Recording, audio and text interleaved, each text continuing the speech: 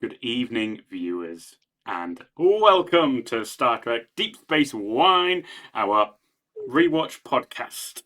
I am one of your hosts, Tim, and I started my journey with Deep Space Nine back in the 90s when it was first syndicated on British telly.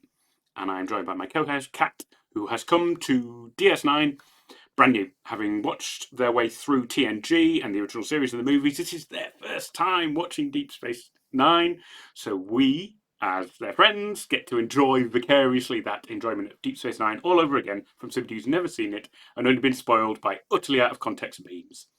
So we ask that chat keep spoilers to a minimum so that we can enjoy Kat's undiluted opinion when we discuss the show. Each time we get together, we talk about an episode of Deep Space Nine. I am just going to as well note that a few days ago was the anniversary of the broadcast of the very first episode, January 4th, 1993.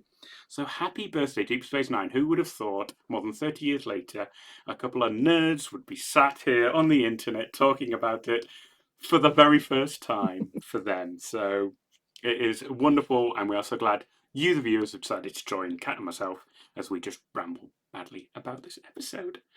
That is a long and flowery intro, so I am going to now throw to Kat to give us some more info on the episode we will be discussing this week. Kat, please take it away. Woohoo! Yes, tonight we'll be looking at Season 2, Episode 4, Invasive Procedures, which was broadcast on the 18th of October 1993, so long ago.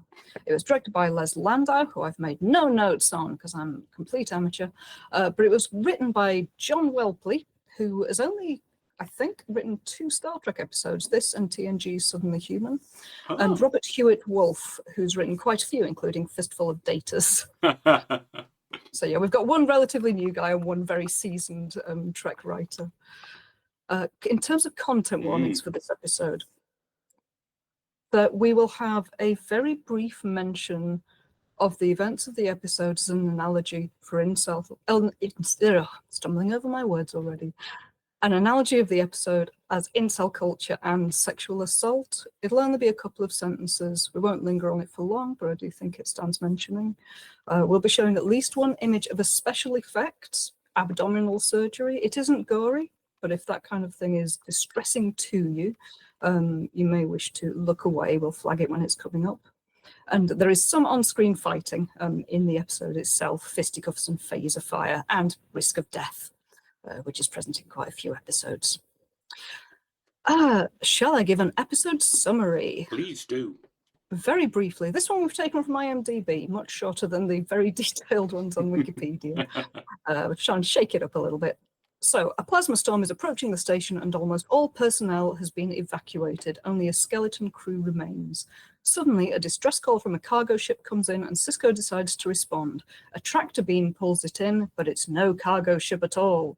2 Klingons, a Trill, and a female Kefkan overpower Odo and O'Brien and then the rest of the crew. The Trill, Varad, is unjoined and seems very frustrated about that. He thinks his life is mediocre and wants Jadzia's symbiont. Bashir is forced to perform the operation that will mean her life will end soon. Thank you, Anutiel, on IMDb for that summary. And before we begin properly, thanks again to IMDb for the episode summary. Thanks to Wikipedia for some background info on the episode. To Memory Alpha for its extensive detailing of Star Trek names, places, and events. The Star Trek Minutiae website for having the DS9 shooting scripts, which is very handy to have. And the TrekCore website for the screen caps. So shall we discuss my first impressions of the episode?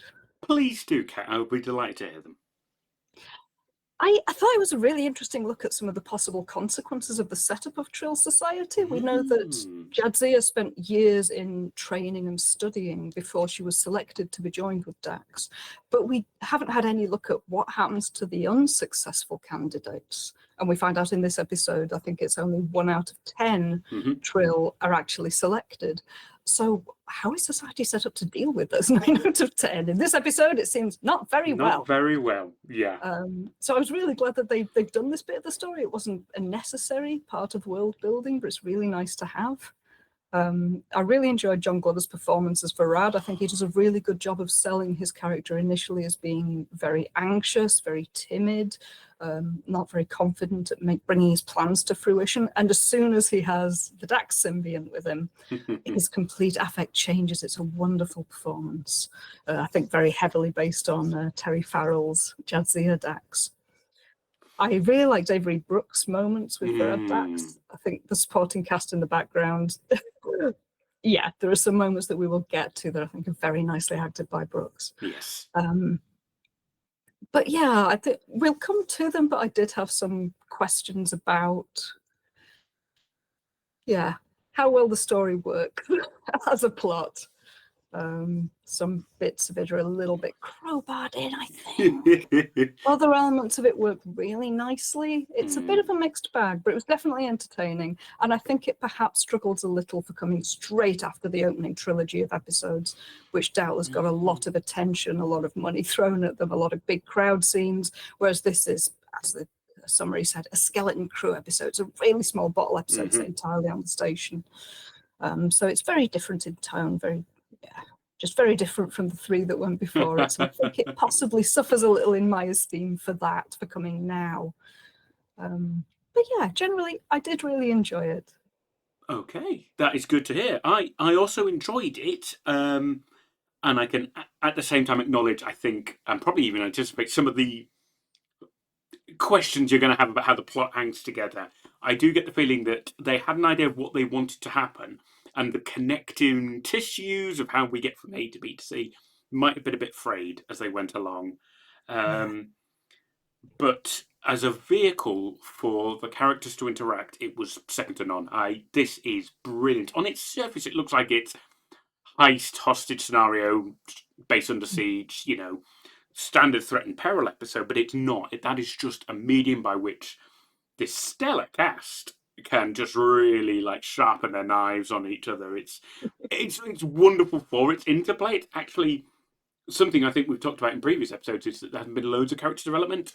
This inverts that completely, and it is, once you get past the few scuffles, it's character. It's character. It's more lore about the Trill. It's more backstory to Dax. It's a brilliant opportunity, as you pointed out, for Avery Brooks to just bring Cisco on all cylinders. Everything he does well, he does to a T in this episode, from excellent people management through just duffing people up. It's peak Cisco. It's wonderful for him. So I love it as a bottle episode. I think if you actually start stacking it against other episodes, it starts to come down, and it is bookended by the opening trilogy and the next episode, which is very, very good in my opinion. So it struggles a little, but if you take it on its own, it's just it's well written, well acted. It's well strung together. It's well acted, and it gives those characters who get a chance to contribute a lot to do. Those sidelines, sorry, they get so sidelined they might as well not even be there. Odo's in a box for 95% of the episode, and O'Brien takes one blast and is out for the count. I have to assume that those actors needed a week off. I mean, sure, fair enough, absolutely. And it is always a difficult thing to pull off with an ensemble show like Star Trek. You've got so many characters in the room, and you want to give them all credit, but it is difficult. I get that. So at least Keiko didn't have to be on holiday in this episode. Oh, yeah, she just stepped out. Guys, come on, you got to get. Everyone has just stepped out. But yeah. We've got a great basic episode here that really highlights some fantastic performances. So I'm very keen to get into it. Woohoo! Okay, shall we begin? We shall. Cat Eye just rambled for a bit, so please get us started. Right, we start with a shot of the exterior of Deep Space Nine with Cisco giving a station log. The stardate is 47182.1. Whatever the heck that means. Cisco explains the evacuation from the station due to the plasma storm, and I've made a note that it felt odd going from an episode where the station was evacuated because of Bajoran politics into another episode where the station has been evacuated. It felt a little jarring going straight from the one story to another. The evacuation is for a very different reason, but for the lives of those characters, it's like they've only just got back, right? And now they've got to leave again because there's a plasma storm. Did they even get their luggage off the evacuation ships, or was it just no, right back on? It's something Deep Space Nine has forgotten at this point, is You guys haven't gone anywhere or done anything. We don't know how much time has passed since the previous episode. Has this just happened the next day, or is this a month? Unlike TNG, they can't say which part of the galaxy they're in, what star cluster they've just left, what planet they're heading to. They're always just by the wormhole. Yeah, so we have no external indication for how much time has passed, so we don't know. We've got no context there. Yeah, for us it's been 1 week and suddenly everyone's had to bugger off again. Yeah. Oh. We then go into ops where Sisko comes in, Kira and Dax are already there. The dialogue at the start of this scene felt a bit too pat for me. I don't think that Kira would say, I'll say one thing for the Cardassians, they built this place to last. She's just had a siege and her people are, oh my God, it's just, I was just a little annoyed that that line came from her. It felt like an O'Brien line. I think there is something that he would reasonably, I was just, yes. I was a little surprised that there was a very seasoned writer on this one because it did feel like a very standard, let's set up the situation. This station was built by the Cardassians. It is very solid. Who has reason to say this? And I don't think that that line should have been given to her. I'm not going to do this with every single line in the episode, incidentally. Just with the opening line, I had a problem with it. I'll let it go in a bit. I think it is just worth acknowledging that, yes, it was written by Robert Hewitt Wolfe and this other guy. And I think you can possibly, thank you, you can possibly tell maybe they did some bits and other bits, you know, maybe Robert didn't get around to rewriting this bit. I don't know. Maybe Robert did write this bit and he was very early in his journey. We don't know. We're not going to assign blame because that's not who we are. But I think from the you're outset, absolutely right. After the really strong trial of episodes, it does feel like a week by week, setting it up for new viewers. This is the station, these are the people, these are the roles. And it just felt a little bit plodding to me after those 3 very strong episodes. I cannot fault you at all. That is a very legitimate observation. And we've touched on it before that Deep Space Nine is still finding its feet as not just another TNG stuck in one place, but actually we can do arc programming. People are going to tune in on the regular and are going to become not obsessed. That will take a bit of time, but they will become committed to the show and learn and not need this setup. And I guess, you know, they commissioned this episode maybe a while ago and we're still writing very basically. That's all I can think. So yeah, and we also don't know at what point in the series this episode appeared. Sure. I think, again, coming straight after the siege when we've had a really Kira-led plot, to have her suddenly saying, oh, the Cardassians did a good job, feels really jarring. Whereas maybe later in the series, when we haven't had as much Cardassian involved, I don't know, we might. Maybe that's why they put this one here. Who knows? Yes, that one line didn't work, and we're going to smash it into the ground. Moving on. Yes. Just a bit more setting up. Dax tells Sisko that in case the station doesn't last, she's got the Orinoco, one of the shuttles, prepped to go. She says that O'Brien and Odo checked in an hour ago. They've sealed off the airlocks in the upper and lower pylons. Basically, all of the standard stuff they would need to do if everyone was going to leave and to strap the place down for a storm to come. We get a nice shot of Odo and O'Brien, with O'Brien talking about having to check the outer bulkheads for crystallization from the plasma discharges. Okay, whatever that means. Yeah, it's technobabble. It's what the show obviously needs.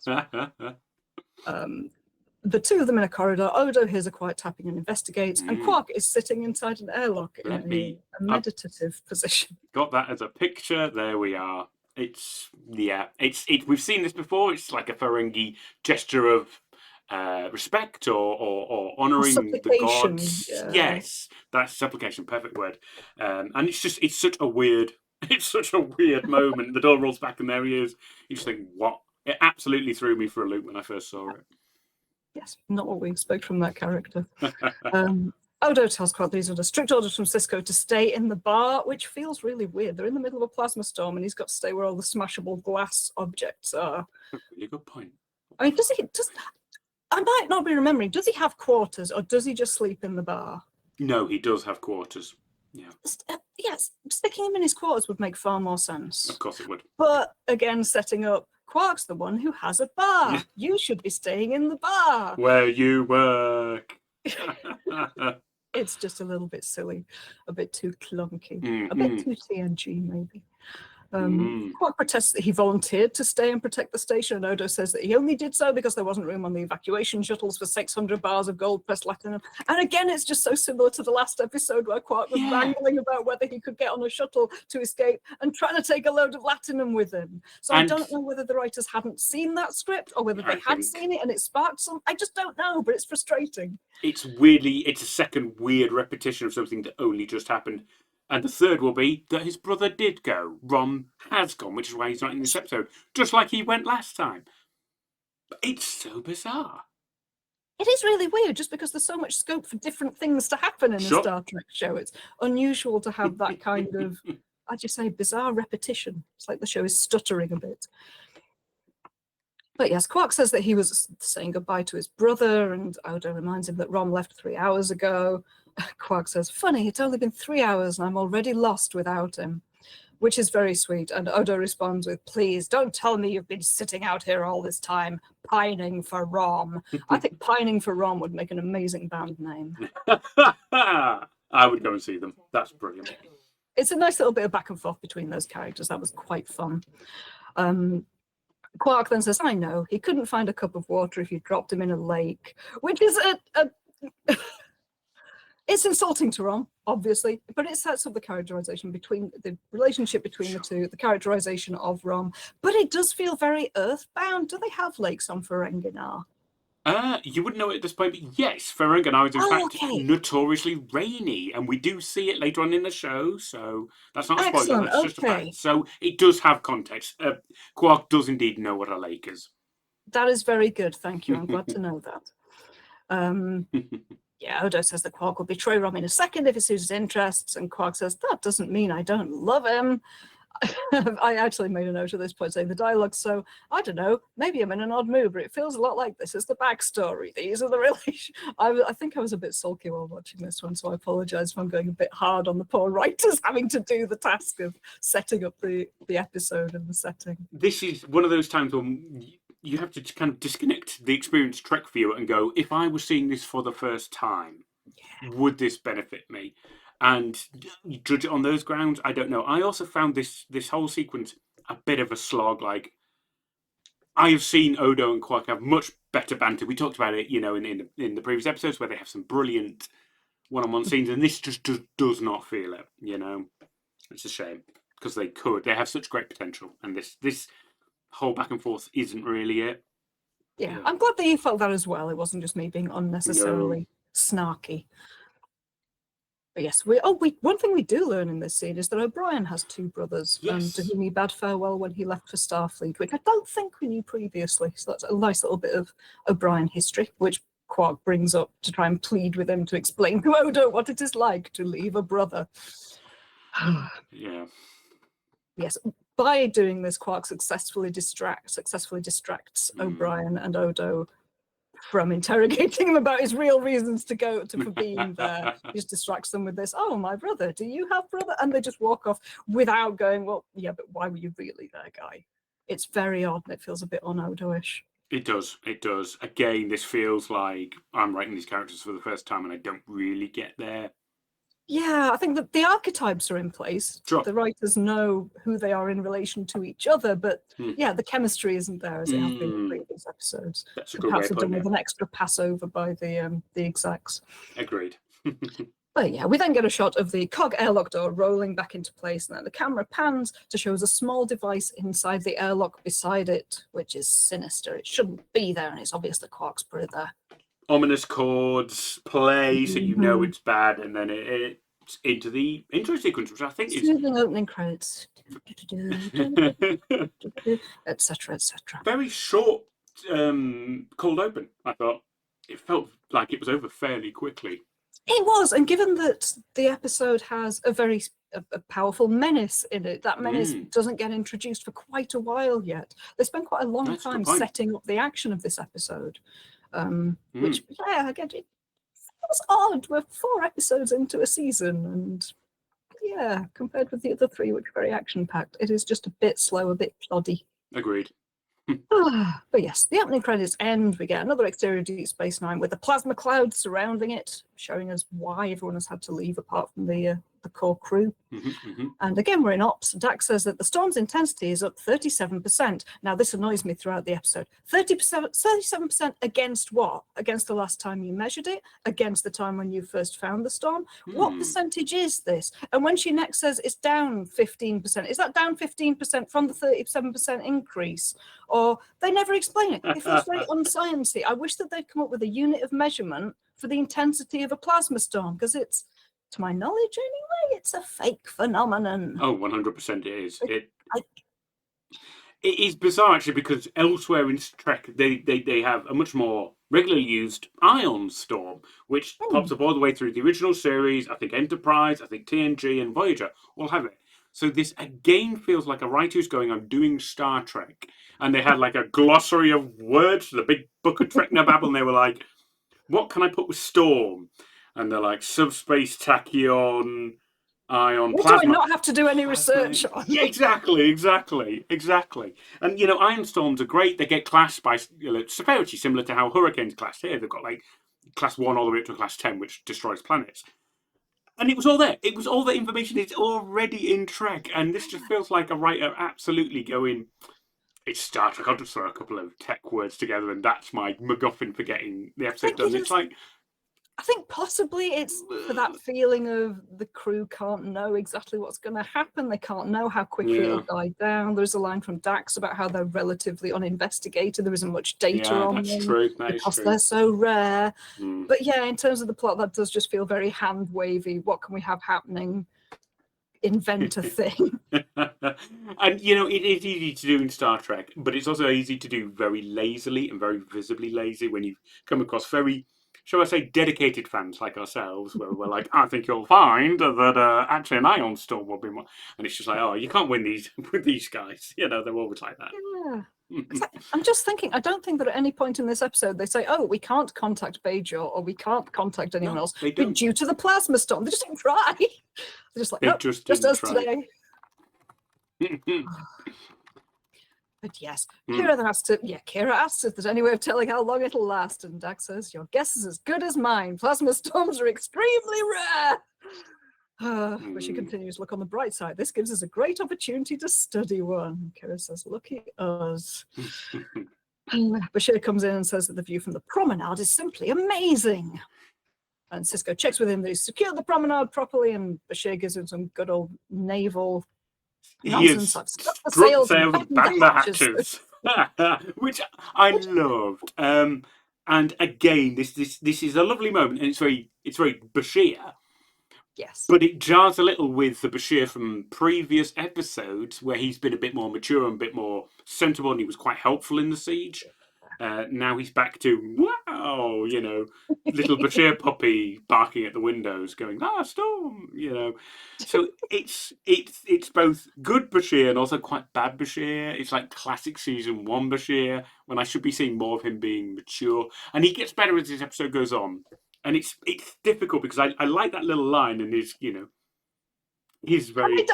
I like it when they introduce naval references into Star Trek. They used to have a bosun's whistle on the Enterprise, and I think they gradually fall away from that as TNG goes on. So it's kind of nice to get that back again for a moment. But yeah, I agree. Bashir is still very unevenly written.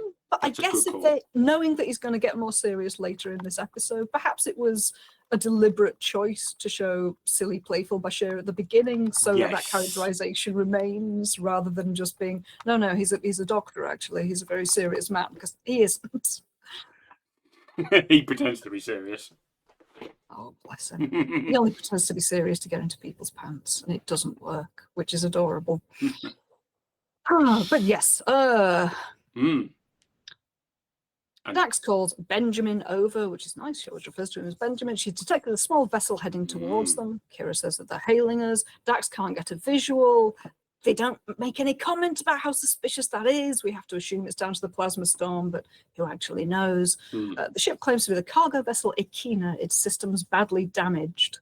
And I've put in my notes the crew has a good reason to assume the SOS is genuine. They don't know much about plasma storms, so why would a malfeasance attempt any wrongdoing during one? That's a good point. It's a very risky thing to do. Why would somebody do that when nobody knows anything about the storm and it could destroy them at any moment? That would be foolish. No one would do that. Why? And if you pull too hard on that thread, this entire thing stops before it starts. So again, you are. Dear. I promise I do like the show.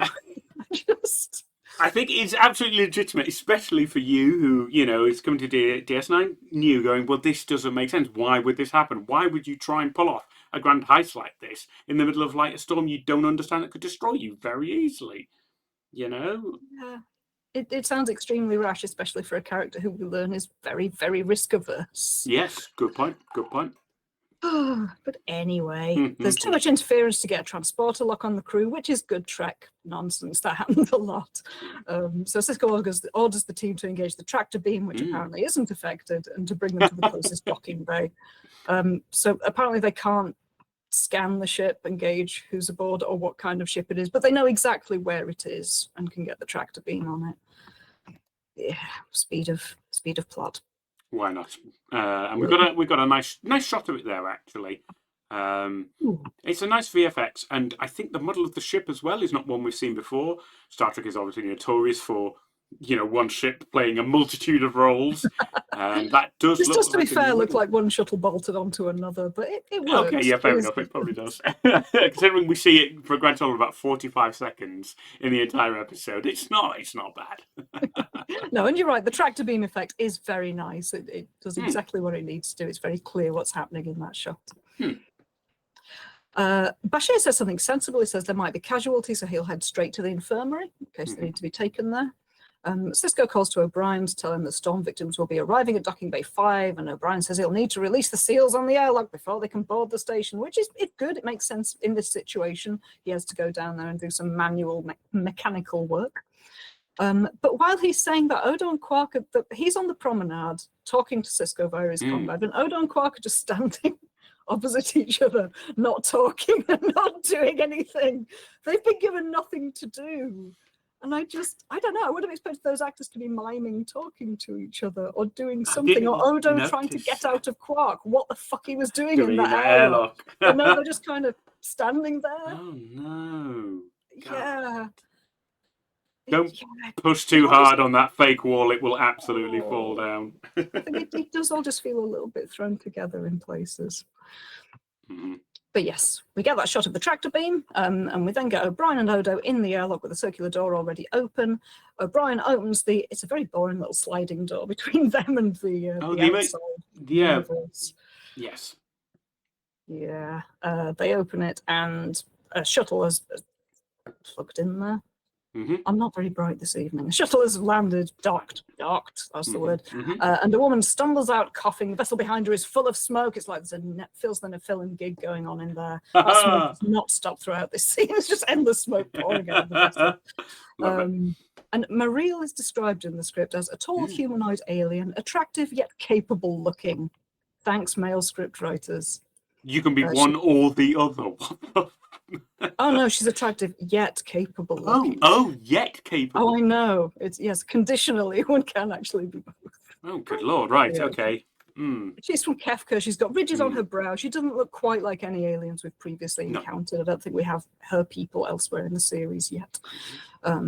O'Brien asks if anyone is hurt, and a male Klingon shoves his way through saying, "Not yet!" and pushes O'Brien against a wall. Well, villain line. I know, and they do give good Klingon villainry. Takar, who is the more in-control one, is described in the shooting script as a grizzled Klingon mercenary, and Yeto, the other, is described as younger and less battle-scarred looking than the first. Varad, the last person to exit the shuttle, is slight and nervous looking. Leopard-like spots on the side of his head identify him as a Trill. So those are the 4 people who've just burst their way onto the station. O'Brien protests that they've just tried to save your lives. The Klingon says to his companions, "You see, the ever-helpful Federation. So predictable."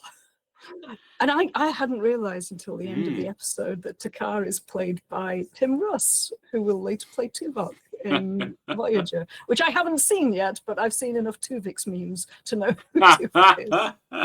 once again, Kat's appreciation of Star Trek is so warped by the memes they've consumed. We'll finally get to when some of these memes get used, and they will just go, "That's what that's from. That's what you've been talking about for the past 7 years, or however long it's going to take you to reach." I don't even know what the Dominion is yet. I've just got such a bizarre view of this whole thing. It's going to be fantastic. I've got a picture of him up there on the screen as well, so people can enjoy it. Because I missed it as well. His face is very, very different when he's got the Klingon ridges, the raised eyebrows, and he plays a very distinctly different character. It's really good work from him, and I think he has a lot of fun in this episode. But yes, oh, sorry. I was just going to say, I like this little line about. Sorry, it's O'Brien who says, I don't know if you've forgotten it, but the Federation and the Klingons are allies now. And again, it's more world building. It's like, Takar says this wonderful thing about how the Empire is run by doddering old fools and nervous women. And, I'm vague tonight as well. I am sorry. And they are not worthy of being Klingon. And it's nice. It's like, oh yeah, cool. He's a renegade. But I don't need Star Trek to tell me that not all Klingons are good. TNG, once a series, has bad Klingons who don't work for the government, just turn up and be dicks. I know.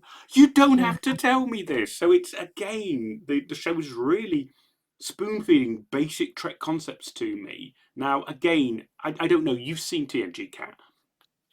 So I don't know if that was relevant to you, or if you just glossed over it, or if you needed reassurance that this guy isn't like Worf or good Klingons. He's a bad Klingon. And again, it does. Yeah, Star Trek does a great job of describing different races and its aliens, but it then struggles against having those archetypes and making them stereotypes. And the Klingons really are the go-to big battle-ready rough guys for any situation, and that's exactly what these two are here. They've been hired as goons. Absolutely. And it does make sense in world, but it's also a bit lazy, and it's just a bit, it's, as you say, more of those Klingons. It's more of the Klingons who are here to cause trouble. So yeah, it's not the most interesting, but it saves some work on inventing an entirely new alien. It's more likely that it will be Klingon than, say, Ferengi or Bajorans or indeed anyone else we've met. True. So yeah, I think I didn't really flag up to me while I was watching it, but it is a bit, oh come on, more Klingons. It suddenly occurs to me that I am probably unconsciously comparing them to Lursa and Betor from season 1, who were much better Klingon renegades. They're established characters as well. Yeah, it was really nice to have them come back in. And while they do fit the stereotype, those two have been established as the bad Klingons par excellence. It's what they do. They didn't need any explanation. They had a great scene where they faced off with Odo, and then they were just great villains throughout, and then they just got away. It was great. It was great. So to compare Takar and Yato to them is just like a real disservice, unfortunately. These guys are not, they're just not, they're not the Klingon duo I wanted, but no, that's enough. I'm sorry. They do a good enough job in the circumstances. It is just, it is unfortunate shorthand when you need someone to do some violence. But yes. They then start taking everyone's comm badges. Yes. Varad places a small device on the floor and activates it. I think we've got an image of that box. O'Brien looks down at him and says, "You're a Trill," to explain to us who he is. The Klingon Takar tells Odo to get inside the box. Yes. And Varad says, "Please do as he says and no one gets hurt." Klingon says, "Now, or this one dies," pointing at O'Brien. So they do a really good job of setting up what these characters are like. Yeah. That Takar is very self-assured, very ready for violence. Varad is far more anxious, really doesn't want anyone to get hurt. What I liked about that was that I was unclear who was in charge. It felt like Takar was giving a lot of orders, but it didn't feel like he was really leading them. And I thought, maybe Mariel, because it's been a long time since I've seen this episode. And I was like, maybe Mariel's the stealth leader. And then I was like, wait, no, that's John Glover. He's obviously the leader. But he plays it so yeah, as you say so meekly, you would not think that he was actually the instigator. So Yeah, this is where it really picks up for me. I love that it was unclear from this scene who was in charge or what was going on at all. definitely. And I think that they maintained that ambiguity for at least a couple more Yeah, scenes. It is very uncertain what is happening, who is in charge, what their bingo. goals are. And I think that's very Yes. deliberate. And it is nicely done. As you say, it's not painfully obvious what's going to happen and what they want. But yeah, yes, also, yeah, that bit of ambiguity can be a little bit frustrating, I think, that I want to know Yeah, what's happening. true. But it keeps me hooked, it keeps me watching. So I think it was intentionally done. Agreed. Absolutely. But yes, we get Odo pouring himself into the box, which is very unnerving to watch. It is. Also, I just wanted to flag as well, you said they took com badges off people, including Odo's com badge, which means he is wearing a piece of technology. I don't know on what. I don't know how And that. what happens to it when he turns into a mouse? Because you don't get the clatter of a com badge every time he turns into something. Oh my god! World breaking. This is. Oh, I don't know. I I'm think this is nervous. one of those things when all of Trek would just like you to just skate by and not ask, when is Odo shape shifting a com badge and when is he wearing a real com badge? And you just go, don't pull on this thread. Do not pull on this thread or the whole Because it should set be will impossible collapse. to take his com badge. You should just subsume it into himself when someone grabs for it and then reform it when they stop. But this is a very good reason for putting Odo in a box. Brilliant, And in exactly. retrospect, I'm Yeah. a bit surprised it hasn't been done before because a Mm. shapeshifter aboard the station is so powerful. Yes. He could be anything, anywhere, at any Yes. time. It is Yes. impossible to carry out a plot while Odo is wandering around. Mhm. So they had to put him in a box, and that hasn't happened previously. It has We haven't not. had, oh no, Odo's off the station to go on a mission. What are we going to do? Mm. So I hope that they're not going to do this often, just as a way of dealing with the impossibly powerful shapeshifter. Yeah. Oh God, we've written a Mary Sue. How do we back off of this? Yeah.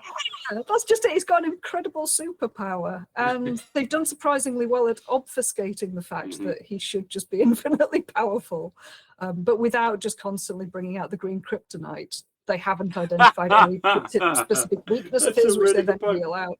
Yeah, I think they have done a really good job of just not pulling that into our sphere of awareness yet, until this episode when he has to be put in a box, which then feels a bit jarring. Yes, absolutely, absolutely.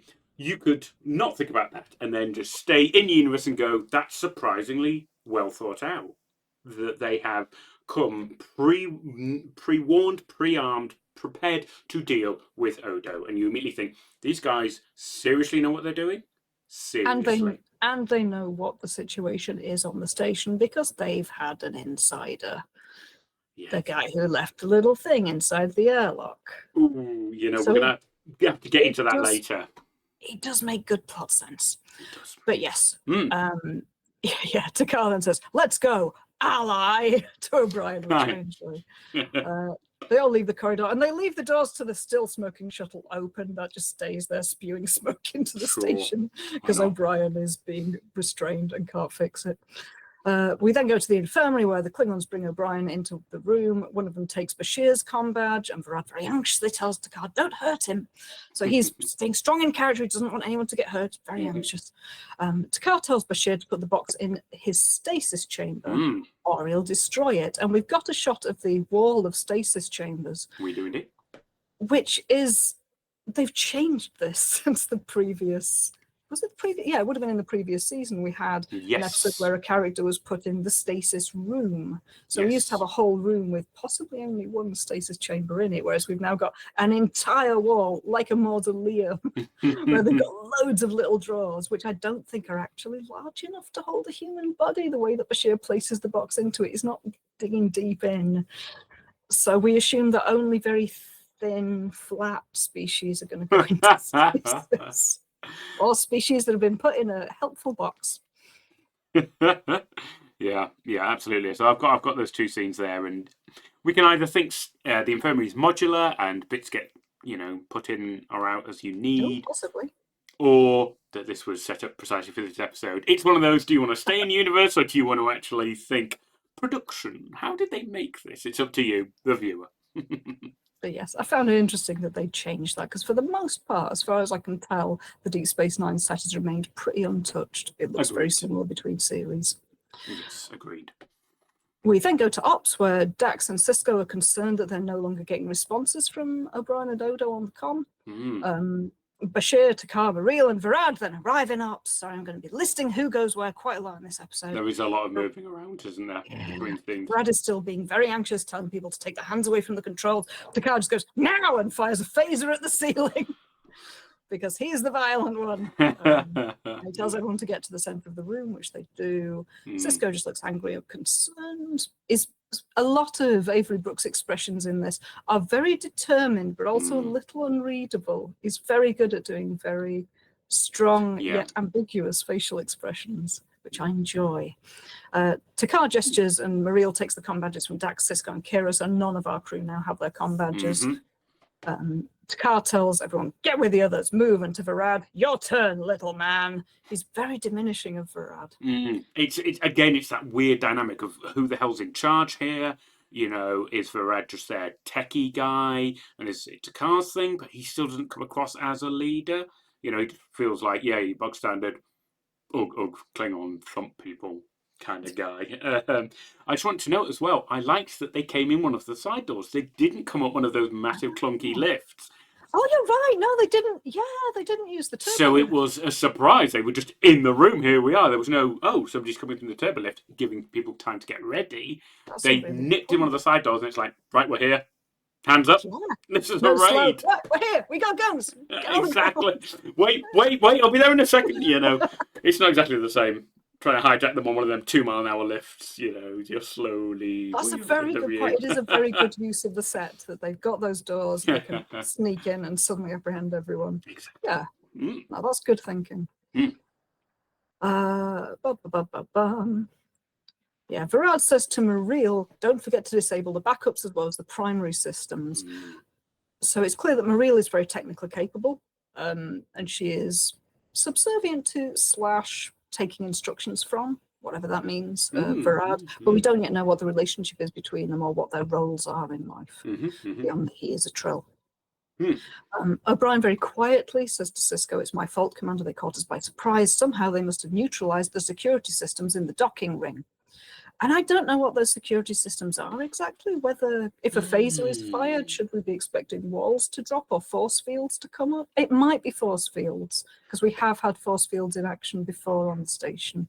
So this is weirdly vague, and I didn't get it myself, and obviously I've seen this, you know, well, I know Deep Space Nine, although this episode is vague in my mind. I wonder if it was a reference to Captive Pursuit from the first series, where O'Brien weaponized the weapon sensors on the airlock to zap somebody walking through it with a gun. Yeah. Now, I wonder if that's what they mean. I don't know. It's a good point. I'd forgotten that was there, but that would make sense. But then it runs counter to everything else in this episode, where they're treating you like you've never seen Star Trek before, let alone Deep Space Nine. So I don't know, is the answer there. I think this was just a mechanism to say, Quark's sabotaged us, what a bastard. And then, crucially, we'll touch on it at the end, he never pays for this decision. There is absolutely no fallout for Quark, even though the very next line is Kira saying, you know, in a very threatening way, you're never coming back from this. And, you know, you're right. This is horrendous. He has absolutely crossed the line from, you know, petty crime into actually endangering people.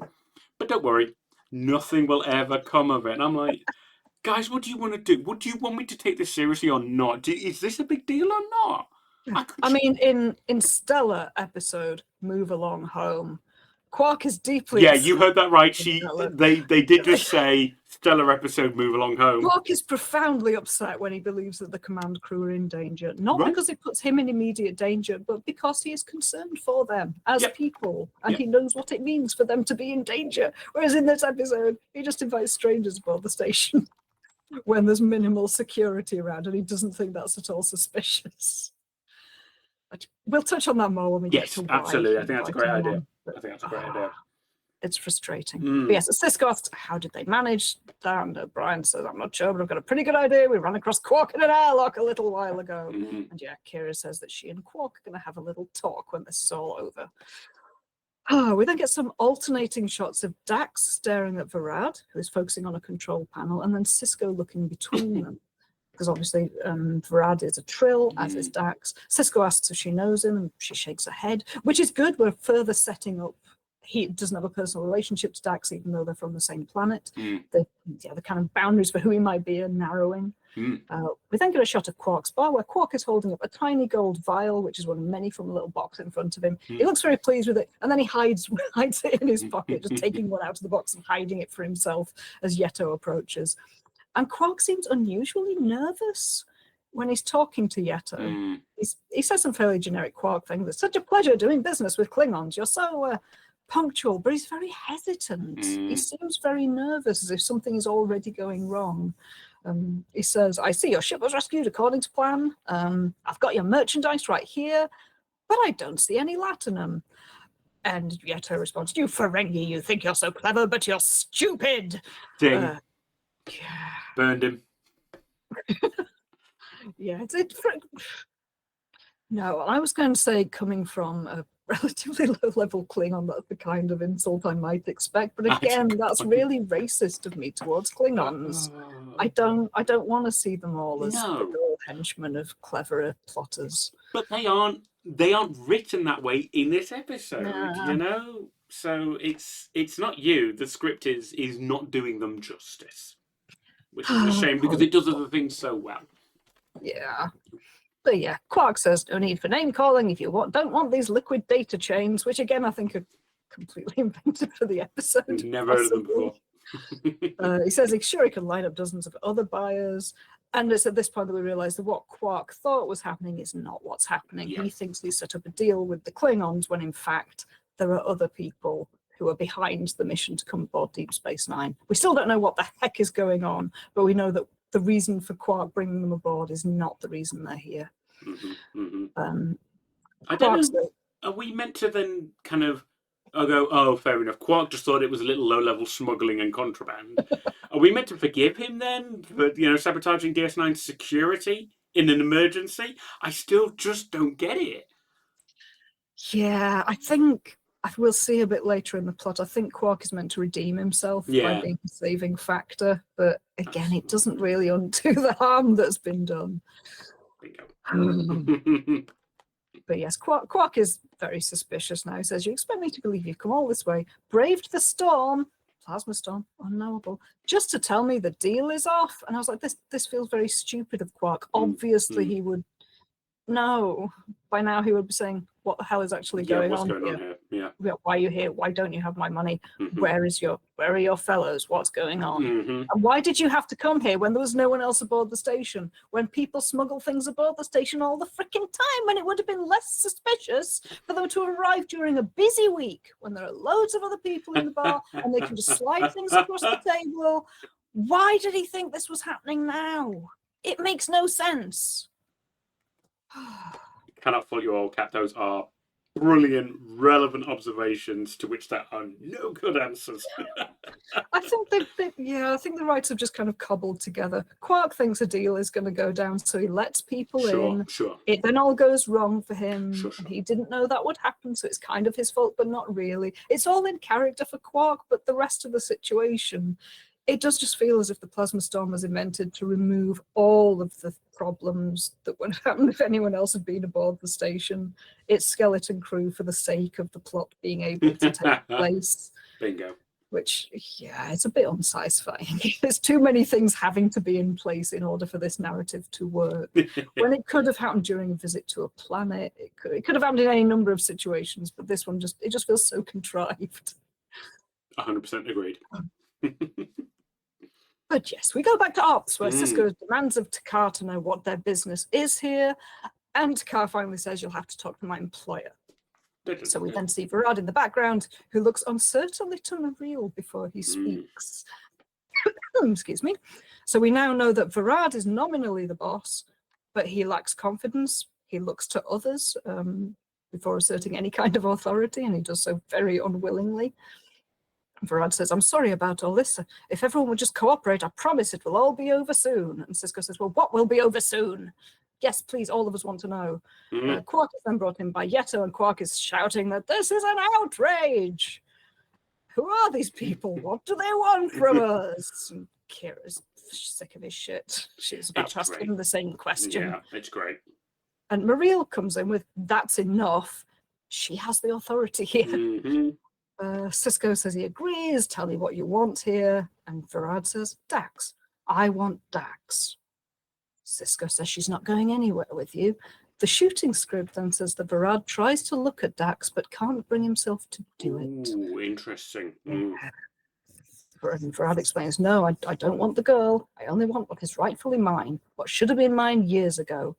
I want Dax. So Dax, because we've never met her before, says the symbiont Benjamin. He's come to steal my symbiont, which Benjamin would not need explaining to him. Exactly. There are so many instances of just this weird spoon feeding that just derails it a bit for me, and they're thrown into all the more sharp relief by moments when it's not, and it's great. And Sisko has some brilliant lines, and Varad becomes a great scene-chewing villain. You know, it's odd. Like I said, it really does feel like it was written by two people who perhaps didn't communicate massively. Yeah, it feels oddly shaky because there is an awful lot of information given between characters about the basic setup of Deep Space Nine in every single episode, but it's usually done with a lot more grace than this.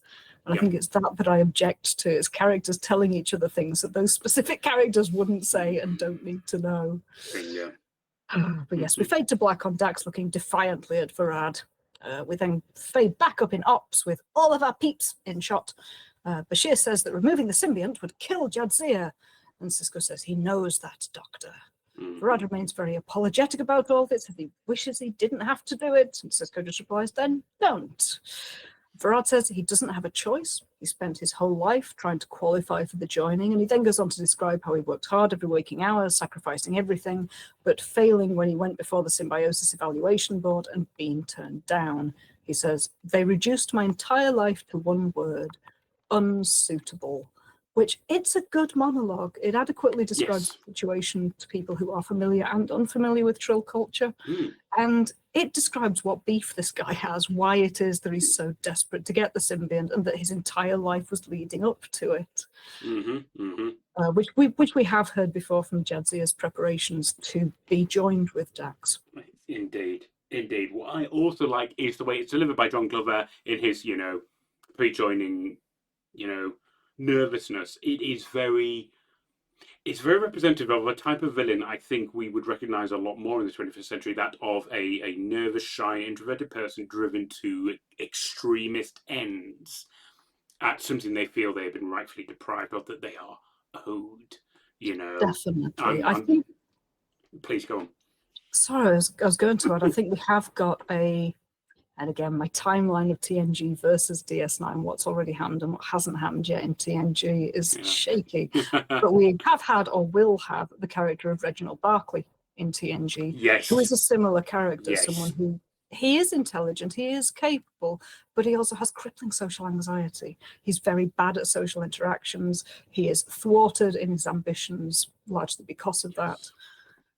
So Star Trek is aware that archetype of person exists, and I assume that there is some effort to include it, partly because some of the very shy, very nervous, very intensely obsessive Star Trek fans probably meet those criteria. But also, I'm going to broach now the topic of incels and the subject of sexual assault. I'm not going to describe it in detail, I'll just say a few sentences and then move on from it. But I think that there are parallels to be drawn between the current ideas about incel culture of men who wish and sometimes enact harm upon women because they feel that they are owed something which they've not been able to attain on their own merits. And this man coming and performing a forced surgery on a woman to take something from her. I think particularly given how our culture frames sex and assault as taking something from a woman. And I think that's probably stronger in my mind now. Certainly for me as an adult now, it's stronger in my mind than it would have been had I watched this as a young teenager in the 90s. But I think also because our culture now has the word incel and now has that broadly defined group of people to point to, I think that analogy feels stronger now than I think it would have back then. That is, obviously I don't want to linger on it either, but that is absolutely, my impression was that this villain because he's a villain archetype, and it lands more significantly now because of that parallel you've so adroitly described. That Varad is, yeah, he is that complex version of somebody who is, timid and non-confrontational and apologetic, and yet maintains within himself a possibility of doing horrible malevolence to others. So, we've talked a few times about how we are looking back 3 decades to a Star Trek that was written in a different time with different cultural views and values, and it is interesting now how we now view that. As we used to see it as one type of villain, the loner shut-in becomes a terrorist or whatever, and now it's something totally different, but still a known, problematic, archetype, as you say. Yeah, so very, very interesting how that has changed. But I absolutely agree that we don't want to dwell on that overmore, as I don't think that was the intent when it was written, but you can definitely read it that way.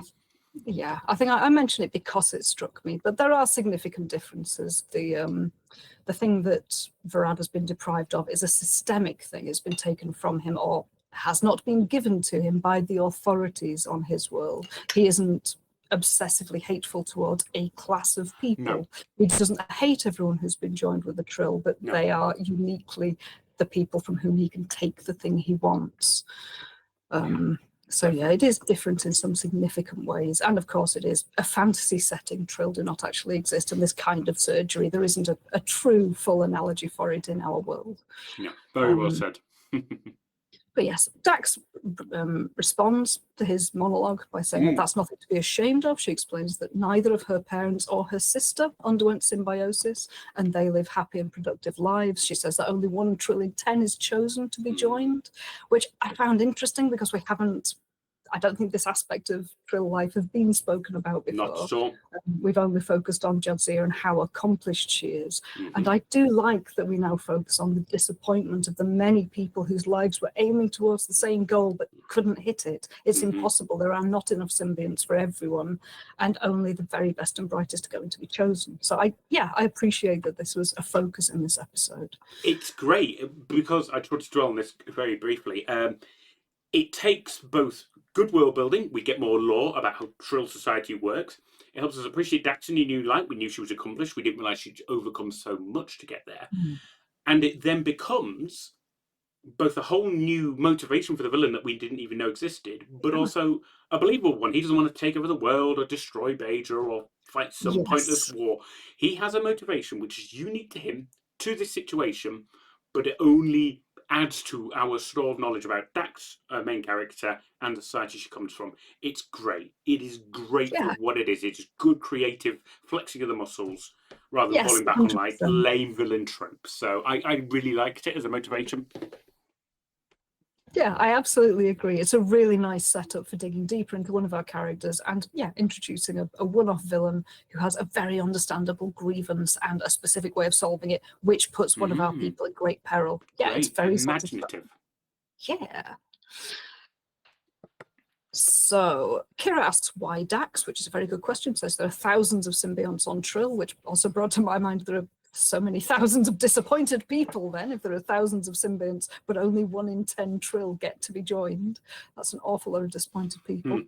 But Varad says that he's done research and the Dax symbiont is the best match for him. He says, we have mutual interests, science, diplomacy, and Sisko interrupts and points out that the wormhole is nearby, that Varad must be planning to escape through the wormhole once he's taken Dax. Whereas if he were to take another Trill on their home planet, he'd be surrounded by people who would want to stop him. So this is a uniquely good opportunity for him, even though he's had to fly through a plasma storm, which no one really knows about and could have torn his shoulder pads at any moment. Yeah, it's weird. This is the point where it wobbles massively between, oh, that's a good idea, and that's a terrible idea. Yeah. Some of the setup's so good, some of it's so bad. Exactly. I just want to dwell on that as well. Varad says, oh, we're compatible, the symbiont and me. We're interested in the same things. Like, I think minutes later, we're going to talk about how the symbiont changed your personality. And we see that throughout the episode, that the symbiont changes the host a lot. So actually, having things in common does not guarantee anything. Now, you can either say that that's intentional, and it's just another way of saying that Varad is fantasizing and he's living in this fantasy world where he's owed this because he's so compatible, and he's wrong. Or it's lazy writing, and it's just, we had to have this happen on Deep Space Nine because otherwise we wouldn't have an episode. You can read it one of two ways, and I will leave that to you, the viewer, to decide how you want to Actually, interpret it. yeah. I can imagine a script wherein there was something a bit more fantastically like. I've read about Dax's biography. I was really excited by everything that had happened to him. The idea of being joined by someone who's had these adventures and joins. That would work. And Varad has also worked for Starfleet, we find later in the script. So finding a Trill who is a member of Starfleet would be, there are things that they could have alighted upon and used, which would match his character very well and point further towards an obsessive nature towards Dax. But they don't go there. What could have been? Right, it's so bizarre. This episode is right on a fence, and it could easily tip it to that's quite clever. Or guys, they're not trying. I don't know. I honestly feel like this is a great one to discuss because there are bits when it's great and bits when it's not. I don't know what the writing process is like though. Whether these poor guys had to throw this script together quicker than we can analyze it. That's a very good point. It's very easy for us to sit here, twill wine, and go meh. These writers and the swill they pump out while we sit here drinking wine, watching Deep Space Nine. What a lot of fun. Yes. Mariel asks, can you think of a better place to start a new life? And indeed, she's more confident than Varad. She clearly knows what the wormhole is, what lies beyond, or something about what lies beyond the wormhole. We haven't had much insight into whether Varad is clever or a good strategist, or whether those around him have done all of the work for him. And it looks a lot like the latter at this moment. It doesn't. He's spoken about his motivation, but it really does feel as if Mariel is the brains behind the operation right now. That was the impression I got. And from this moment, I started really warming to Mariel as a character. I thought this person is capable, but attractive. Whatever. But she's smart, savvy. She had good street sense. She clearly knew what was going on. She felt like a very well-rounded character, and I just warmed to her throughout. I thought she was well written and well acted. So this is the point at which, definitely more than either of the Klingons, unfortunately, which might be because they're But she's a nicely written character, and I think that her reactions throughout make a lot of sense and make her an impressive person. Dax tries to empathize with Varad, saying she understands his frustration, but there could be many reasons he wasn't selected. She emphasizes that an improper joining could cause lasting psychological damage to both symbiont and host.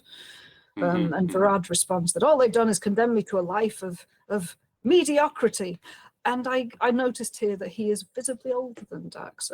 The actor was 41, while I think Terry Farrell was around 30 when this was filmed. So this is a man who is not in the same age bracket as Dax, but has lived a life of disappointment for a good decade and more since he would have expected to be joined with a Trill, which I think does play into the chemistry between the two, I think, and his being so embittered and disappointed because he's lived this long without the thing that he thought was coming to him. I hadn't picked up on that, but you're absolutely right. Yeah, I see that now. That's a brilliant observation. Thank you. And he next says, I'm going to spend the rest of my life dreaming about what I could. Oh, no, I'm not. Sorry. I am not going to spend the rest of my life dreaming about what I could have been, what I should have been. I deserve more, and I'm going to get it. And I've put this is possibly Mariel's influence, that seeing his disappointment and encouraging him to pursue the one thing he feels he's missing in life. She could have persuaded him to pursue a different goal, but for whatever reason, she's seen this one thing that he's lacking, and she said, well, maybe this is possible for you. Maybe you need to pursue that better. I suspect that had he never met her, this plot would not be occurring. That's a really interesting way of looking at it. Again, I hadn't thought of that, but you can absolutely see that Mariel is an instigator, and that probably makes a lot more sense why she is so then open to Sisko's subversion when she's no longer the instigator of an event and is instead a helpless onlooker as Varad takes charge, makes decisions for himself. Yeah, I think that's a really good read. I absolutely get that now. I think the dynamic between those two characters, Varad and Mariel, is very nicely written in the way that it's set up and the way that it changes through this episode. Yes, absolutely. So Mariel instructs the Klingons that it's time again. She's taking charge.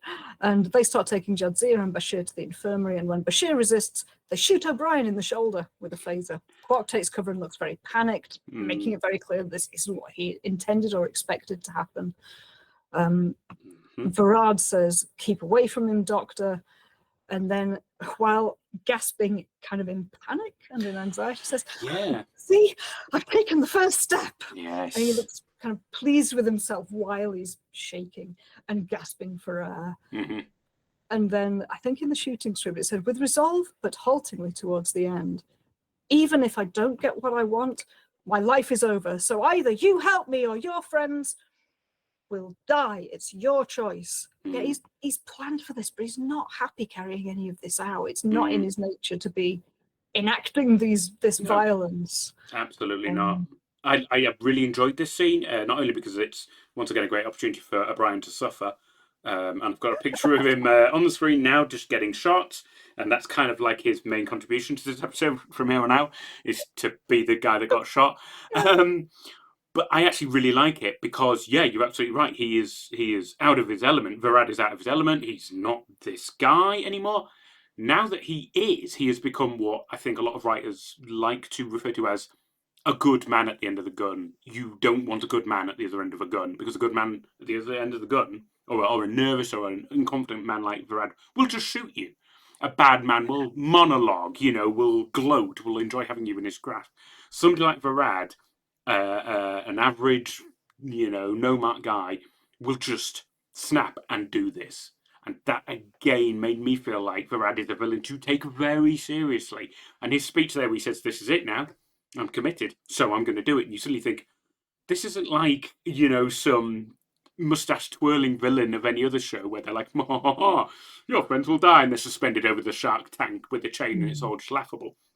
This is a guy who's now shot someone to make a point, and he will absolutely just keep shooting people with none of the reserve or the gloating of a villain. This is just real threat. This is peril. This is very serious danger. I liked it a lot. This is where it suddenly picked up for me. Yeah, you're right. Actually, there's something of his being anxious makes the whole situation far more fraught than if he were very clearly in control of himself. Oh, it's good. It's good stuff. And again, John Glover's acting is perfect throughout. Absolutely superb. He is stellar throughout this, all the way through his nervousness and his monologues to the new Varad, when we meet new Varad. He's great. He is great. And I think they were so lucky to get him. And it took me a while to realise where I knew him from. And everybody will have their own different John Glover memory. And for me, it was the owner of the building in Gremlins 2. Clamp. That was it for me as well. Yeah. He was also Bill Murray's rival in Scrooged, very apt, as Christmas has just been. Oh, he's good at playing CEOs, isn't he? He really is. He's got that face, that smarmy face of an American CEO. So everyone will have their own John Glover memory, but for me it was those two, and it was like, oh, this isn't quite what I've seen him else do in those great movies, but he's good at this. He's really got good. Great range. Yes. Yeah, he was a very good comic actor in both of those films, but here he gives a really authentic feeling performance of a very anxious person and then a very changed person. But yes, meanwhile, Dax is saying that Bashir will help, and quietly to her friend says, "I don't want anyone else to get hurt because of me." And I'm a little frustrated that there are, I think I counted up at one point, it's like 6 good guys to 4 bad guys in the room. And Kira is there. And just because the bad guys have got phasers, none of them attempt anything. And there are more good guys than bad guys. And they could have attempted, and in many plots, they would have attempted to overpower them by now. Yes. And it does feel very, this is what the plot needs, that they don't. And, you're absolutely right. And when they do eventually attempt something in a later scene, it goes super badly for them in a way that I don't think it would normally. It really does feel like they had a checklist of things they wanted to happen, and they just ticked them off without thinking, would the characters do this? Would that happen? In the Deep Space Nine we know? I don't think so.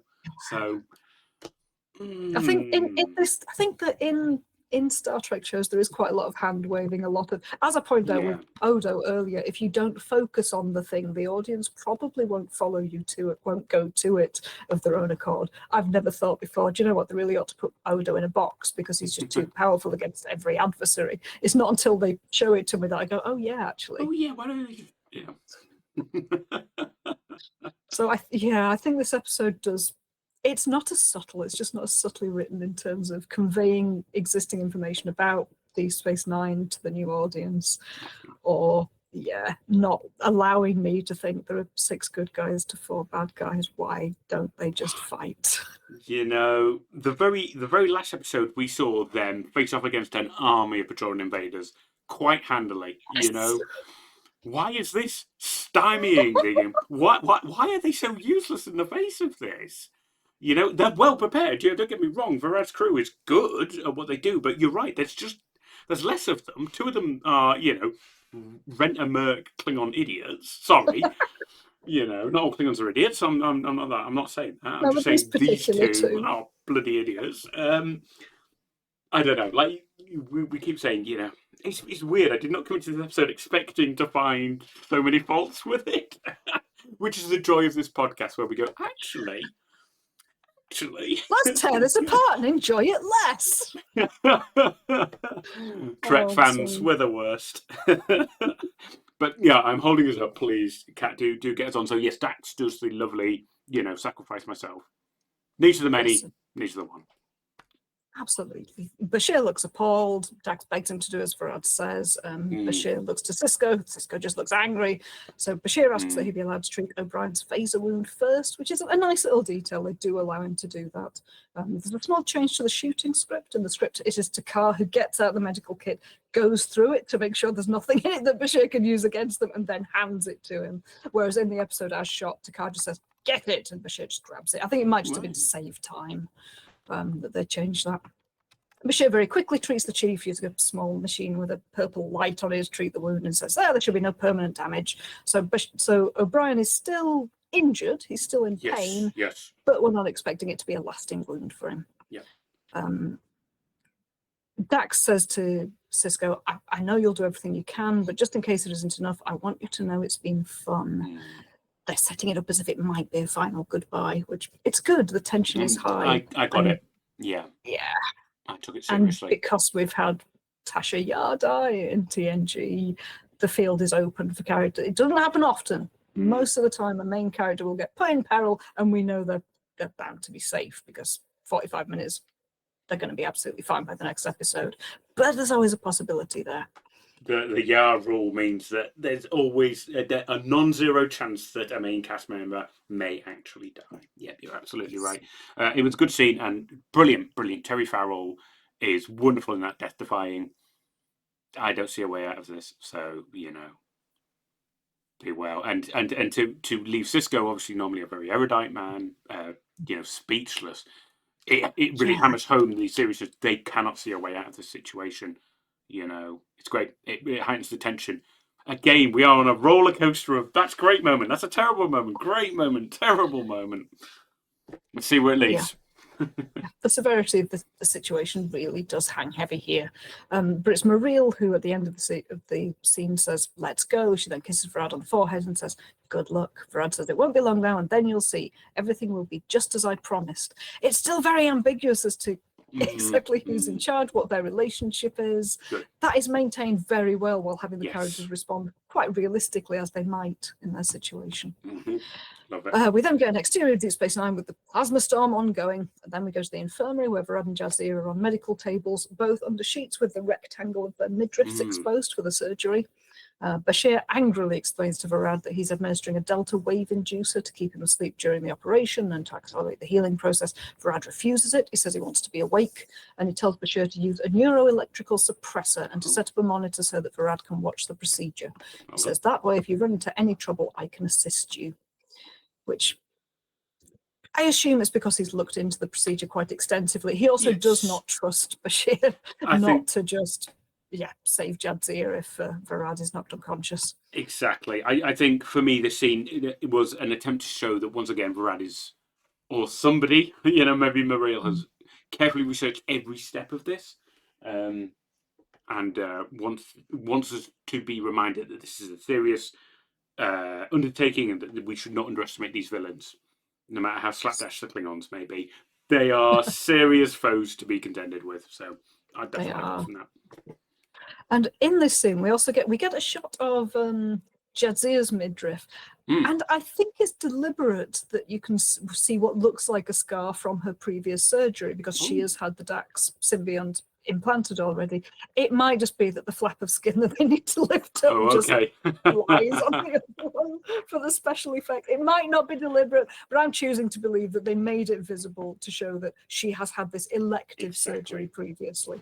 I like that. I like that interpretation. That is preferable to, it's 2025 and we can make out the very fine detail of something that was only going to be seen for about 30 seconds on a 90s CRT, Fair enough, guys. It's a good point, actually. There probably wouldn't have been a scar because modern procedures. It's a good point.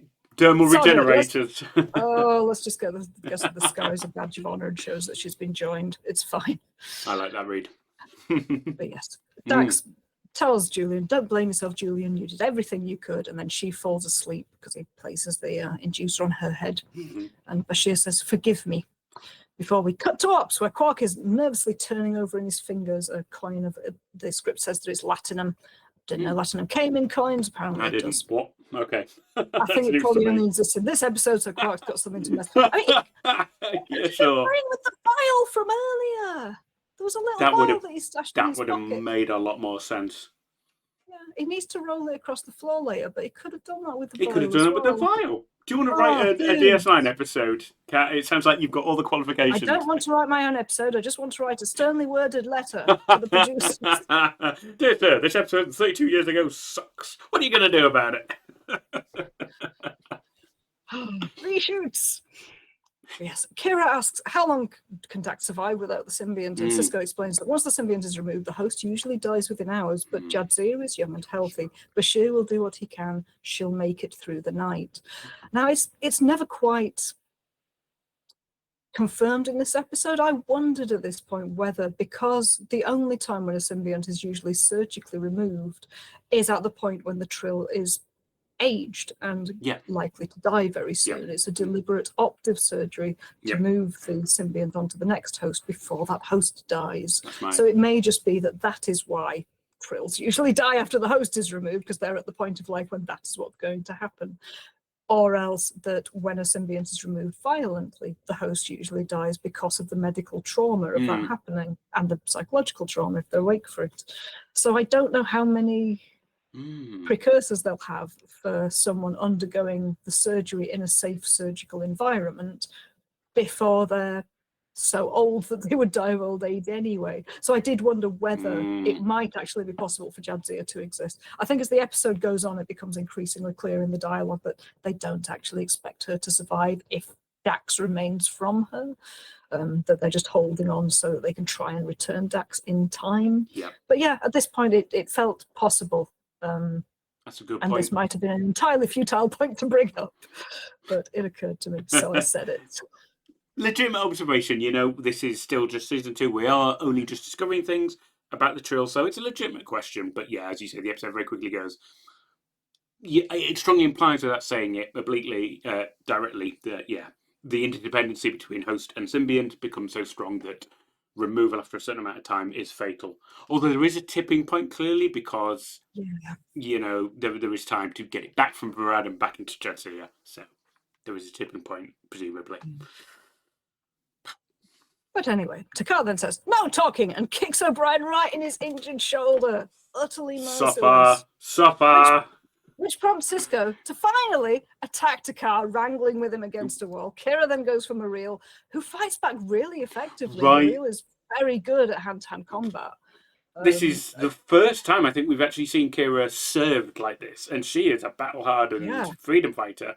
So I was astonished, frankly, that Mariel, whose background we will learn later, is not in hand-to-hand combat, and yet she wipes the floor with Kira. And it's a little bit, what? It is a bit what, but it serves the character of Mariel well to show her capable in several spheres of her life. She's a very impressive person. But yeah, it is a little bit, but Kira, of all the people to attack her, why Kira, who would have just, wiped the floor with her? But yes, Sisko then hits the car in the face while kind of grunting, and then he throws the car over his shoulder. Amazing. And I can't see in the scene, it looks as if it might actually be Avery doing the throwing, because there's a shot. it's either someone with perfectly the same profile as Avery Brooks, or they had him do it himself. But it's a nicely choreographed little fight scene. It is. I popped up one frame. Thank you again, the Star Trek Screen Cap site, because it is a great fight, and you can tell Avery Brooks is into it. I mean, it's violent, and I actually at one point wondered, is he really hitting Tim Russ in the face? Because that looks very, very close.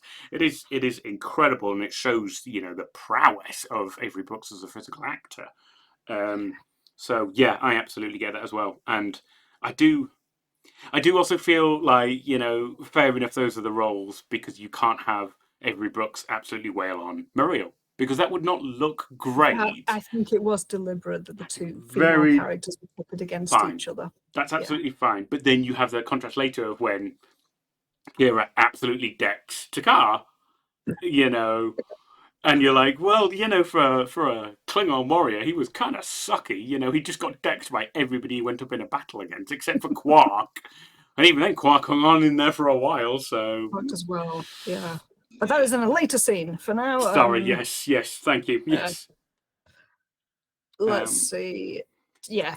He overarms Takar, and it looks like it's going to be fine. But then Muriel comes up Muriel's to Sisko got a gun. while Takar's on the ground. And you see... I don't want to kill you, Commander, but I will. And Avery Brooks is literally shaking with rage. And it's like, this is terrifying. He is brilliant. This is such a good episode for Sisko. Later, I think at the end I will ask you who you thought this episode featured the most, and we will have to debate, because it's a Dax episode, but it's very good to Sisko. It is, absolutely.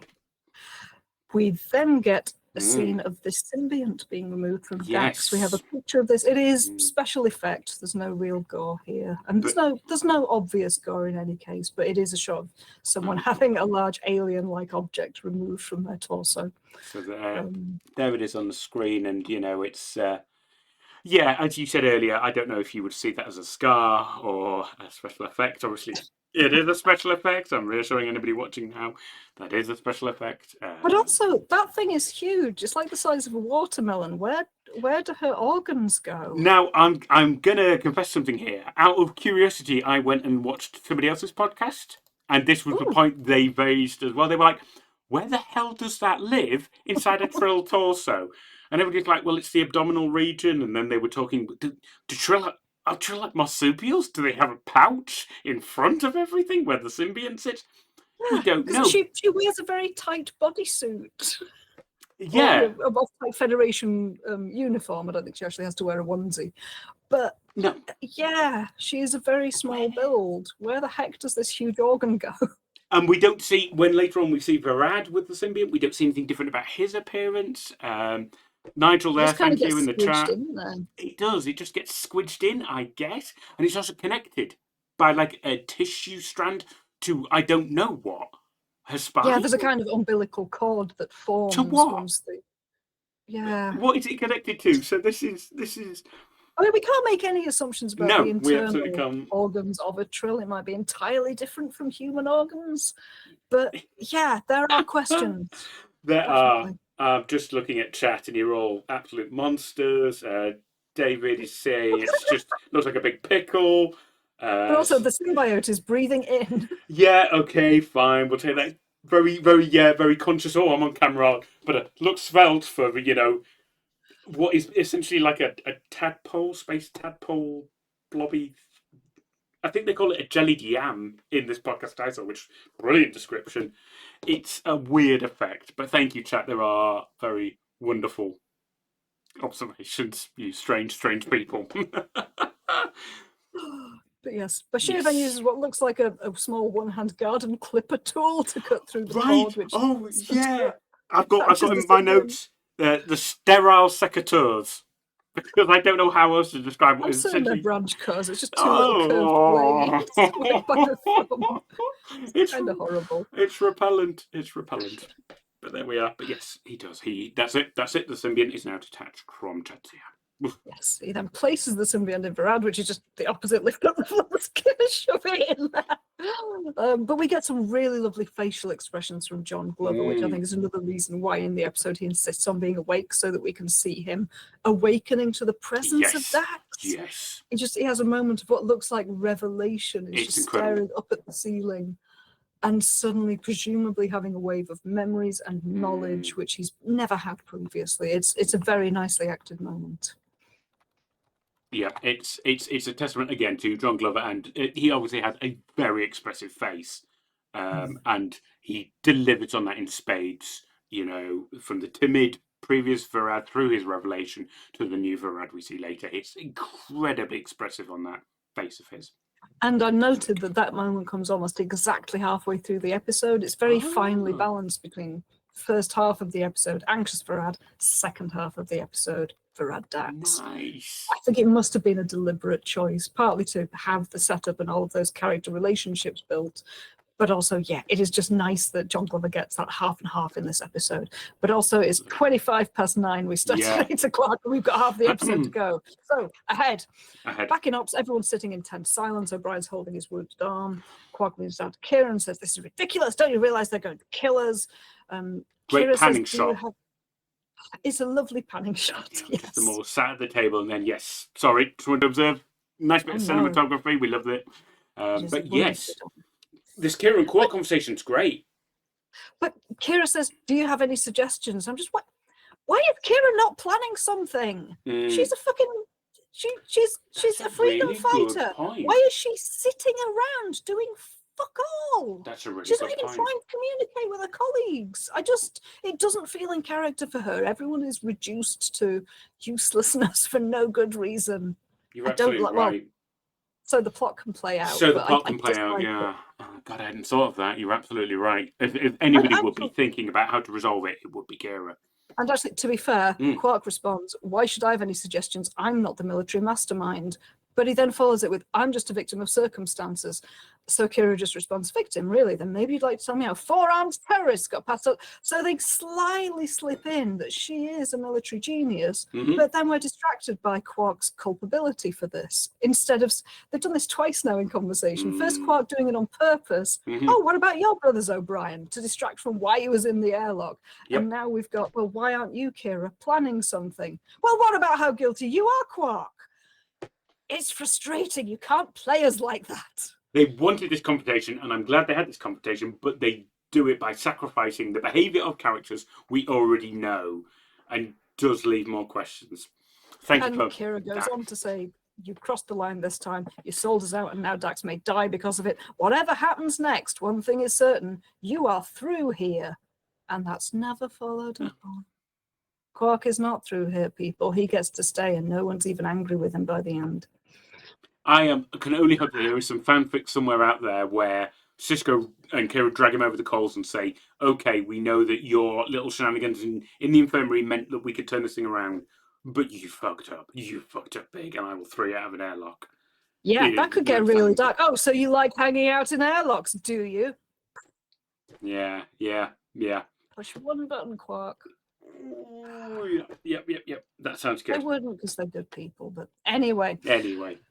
Quark Thanks, snarls but doesn't say anything. Kira then gets, and we get a nice panning shot of Kira walking over to the others. Muriel asks, "Are you all right?" Because they fought earlier. Kira says that she'll live. Muriel says, "Don't try that again. I don't want to have to hurt anyone." And Kira says, "Tell that to Jadzia." And then she asks what Muriel's reason is for doing any of this. And Muriel gives a bit of her backstory, the only bit we really get. She explains that, "I owe him. I grew up on the streets of Kefka 4, which I think was invented for this episode." She says, "I would never have made it out without Varad." Sisko asks, "What was he doing on Kefka 4? And she explains, "He was the communications clerk at the Federation consulate. He used to visit the accommodation house where I worked. I used to help him relax." And we don't get any follow-up shots of characters responding to this. We don't get her looking awkward about it. The very strong implication is that she's a sex worker that he used to visit. And it's treated very respectfully, especially for the night. Oh, it looks as though we've dropped from Twitch. Yeah, we have. Hold on. Is it going to put me back in the stream? Oh dear. It'll be Reed. Oh! There we go. Thank you, David. Back now. you. No idea what happened. You know, we've done about 22, 23 episodes, and we've never had a massive disconnect like that. So, apologies, everyone. Thank you for bearing with. It must be because of the plasma storm. They're so unpredictable and unknown. But what intensity is it, Kat? Has it gone up? Well, Has it gone it's down? up 37%. What Tim, does keep that track. mean? What does that mean? Nobody knows. Anyway, I'll go back to Yes, where I was. I derailed us in the middle of a very key scene, so I'm sorry, Kat. Please do. I'll repeat myself a little. Apologies. I don't know at what point we cut out. Mm. Mariel explains that Varad was the communications clerk at the Federation Consulate. He used to visit the accommodation house where I worked. I used to help him relax. The very clear message she's giving is that she was a sex worker working in a brothel, and he used to visit her there. Yeah. And there are no reaction shots from any of the other characters. No one raises an eyebrow. No one says anything against her. She does not act as if she's ashamed of this fact. Mm-hmm. And I really like that for the second time we had Kira pretending to be a sex worker a few episodes ago, which, while it was played up for some comedy, it also wasn't done disrespectfully. She was very self-possessed, very intelligent, very assertive. As is Mariel, she's an extremely intelligent, well-rounded person. Mm-hmm. And yeah, I think I'm surprised by it, that depiction of a sex worker in the early 90s in a mainstream TV show. I find it interestingly lacking in moral ticking off. So yeah, I appreciated it, and I liked the fact of her relationship with Varad is very much led by her.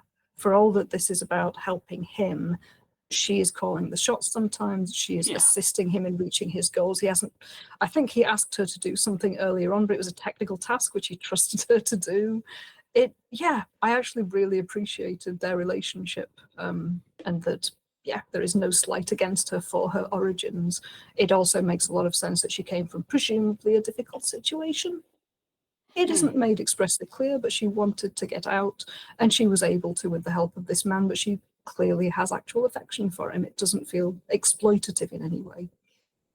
Yeah, how did you feel about that character and the portrayal and her history as given here, Tim? I think your description is fantastic, and I can't take much away from that. My only question really is, and we had these little pre-episode chats, and I did kind of flag that I was a bit concerned that this might be seen as Varad exploiting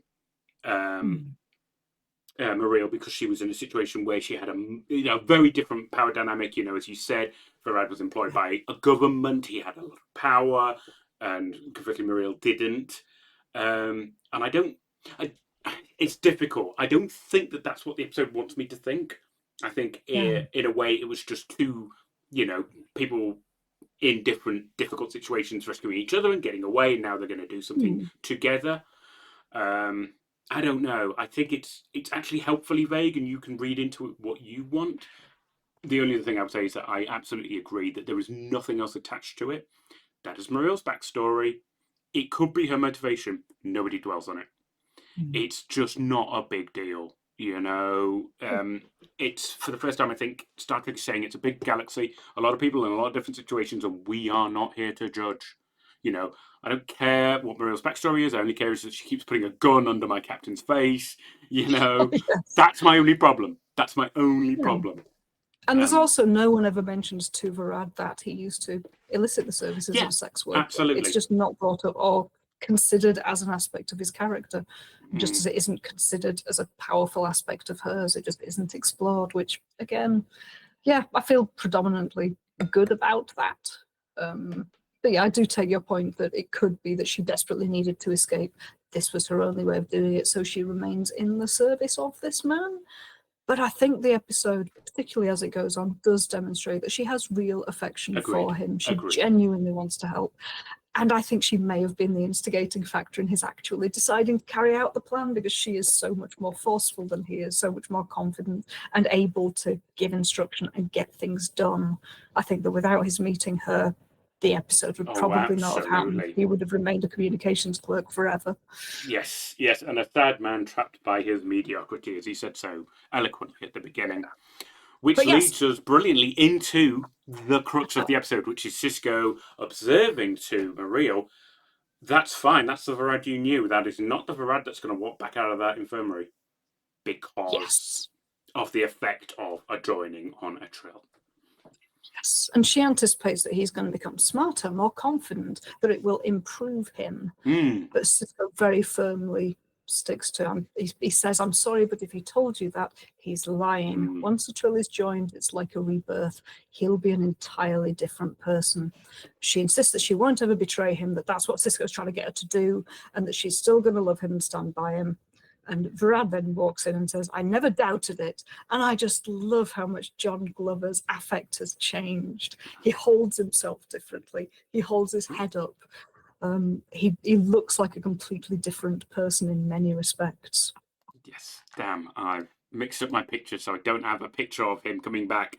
But he does, he returns and he looks fantastic. And he's even had time to do his hair differently, which I thought was a very strange thing to have done between, major organ surgery and then walking into ops. But he's got a nice comb over now and his hair is slicked across one side. Furious it's not coming up on... I think the disconnect's bumped all my pictures. Oh, no! Oh, I'm sorry. But for the second time as well, somebody comes into ops and nobody's aware. He's just there in the back of the room. I never doubted. Everybody goes, what? And it's like, hold on, isn't this meant to be a hostage situation? Shouldn't people be more aware of who's coming in and out of the room? But also, it's the ops centre. Surely no one should just be able to walk right. That's a very good point. How much did that little doodad that Quark left in the airlock do to the station? Every single door on the station is just swinging open now. That's it. And why isn't Puppy getting involved? That damn computer program that the entire station is now running through since O'Brien integrated them in season 1. This is early Deep Space Nine. We don't do continuity. We don't do arcs.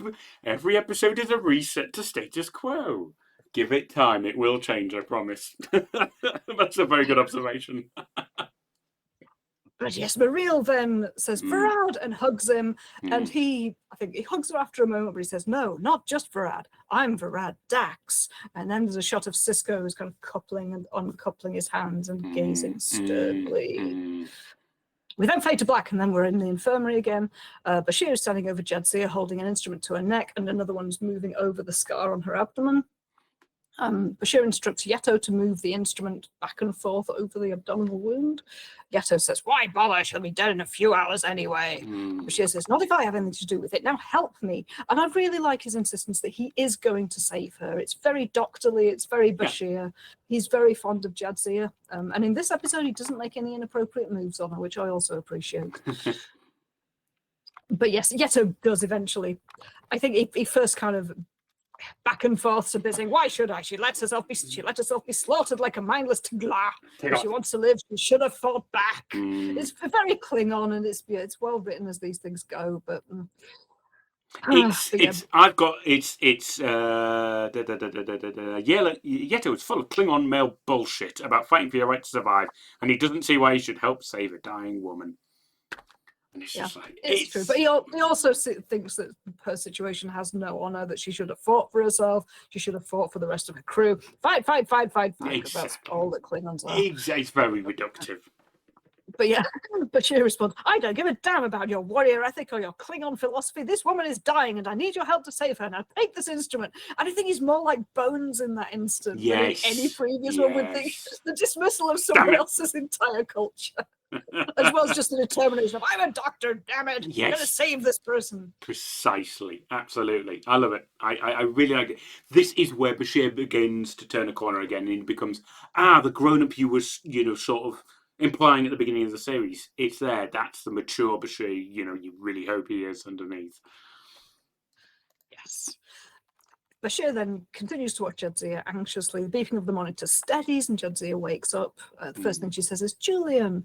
He says, thank God, I thought I'd lost you. Which God? Why God? Yeah, I thought Who are you appealing to? I thought you'd not post-religion. Lack on that. We've talked about this before, What is the Federation's deal? And the Federation's deal is inconsistent. Hands off, All of the aliens have their religions. Earth, no religion at No all. We just religion. invoke God at every possible opportunity. You can't have it both ways, guys. What are you talking about? But yes, a Mm-mm. very good point. Yes, Jadzia says the symbiont, and then very tearfully, it's gone. And Bashir tries to reassure her that everything went perfectly, the operation was a success. She says, I feel so alone. He continues, try to look on the bright side, I've got you stabilized. If only we could get the symbiont back in time, hinting at what the rest of the plot is going to consist of. Yep. She says she's scared. He insists she's not going to die. He's not going to let her die. And she says, I've never felt so empty. But I would like to have more insight into, I think it's just about time in the episode. I would love to know exactly what the experience is of Dax being gone. Has she lost a whole host of her memories now? Does she still have those memories? Are they fading like waking up from a dream? I'd like a bit more about the felt sensation of losing the symbiont rather than just, I feel empty, I feel alone. That's a great question, and I just feel like a 45-minute episode in the very early days of DS9 is just not going to deliver.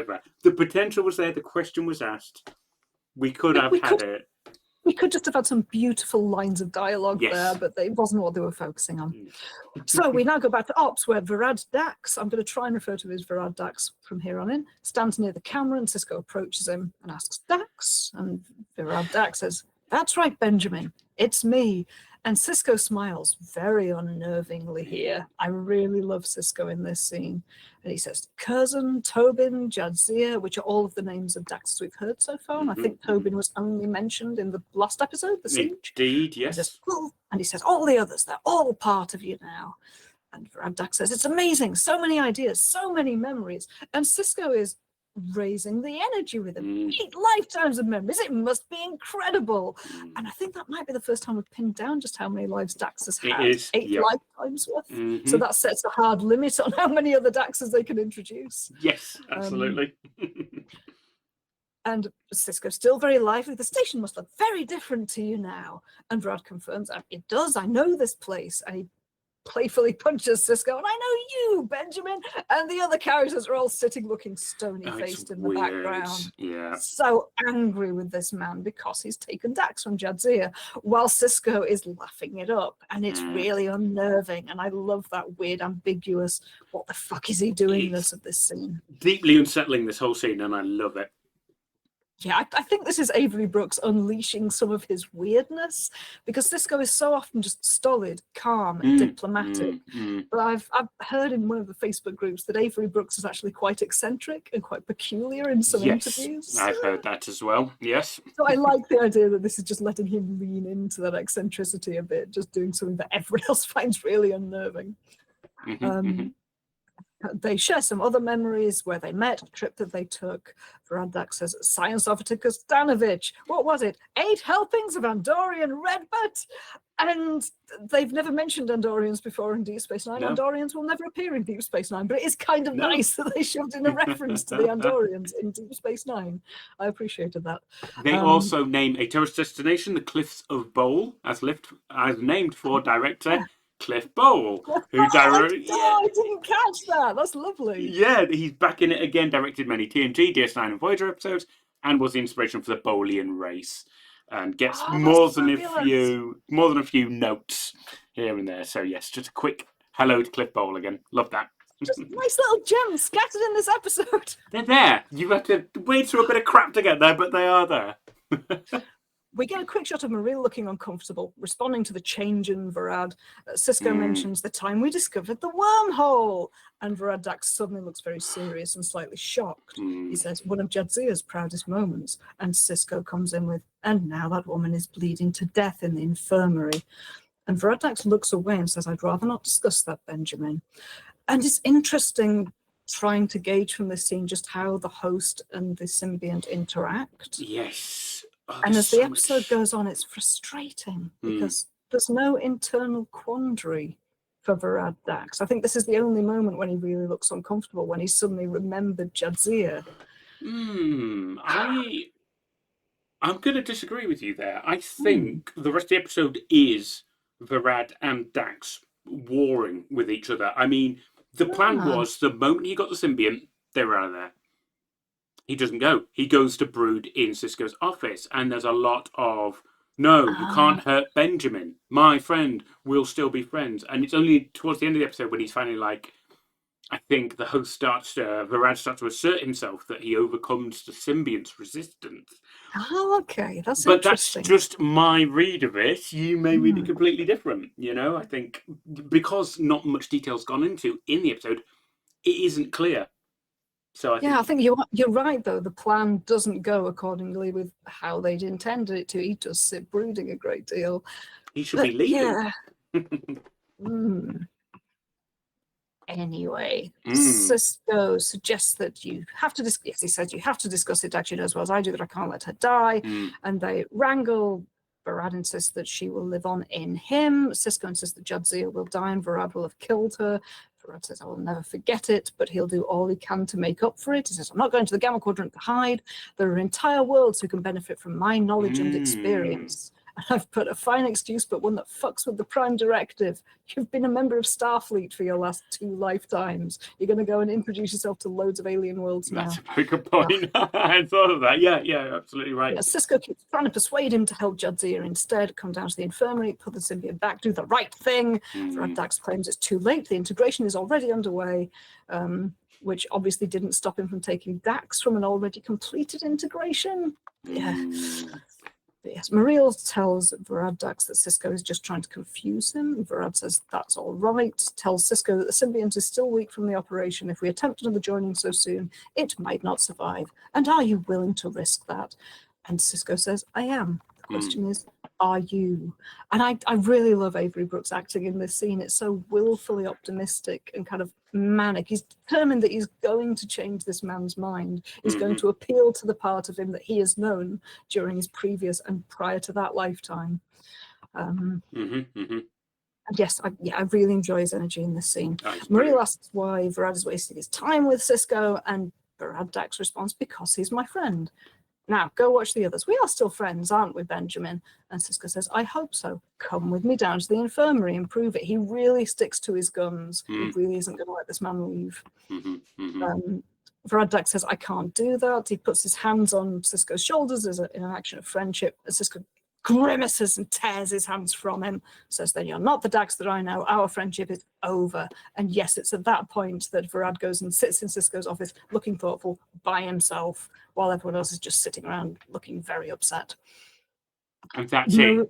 I just want to say that is the crux of the episode, and that is Cisco at his best. He knows the weakness is the question we're all asking, and everyone in the chat is advancing very brilliant interpretations of where does the symbiont and the host, whose intentions, whose motives, who's in charge. Cisco believes that Dax, not Jadzia, Curzon, Tobin, or Varad, but Dax, the integral symbiont, believes in that friendship, and he thinks that is the way in to subvert Varad and get him to hand it back. And I think it's a good shout. I think that is the integral part that regardless of the host, Dax the symbiont is Cisco's friend and will do the right thing. But it's this debate. That's what drives the rest of the episode.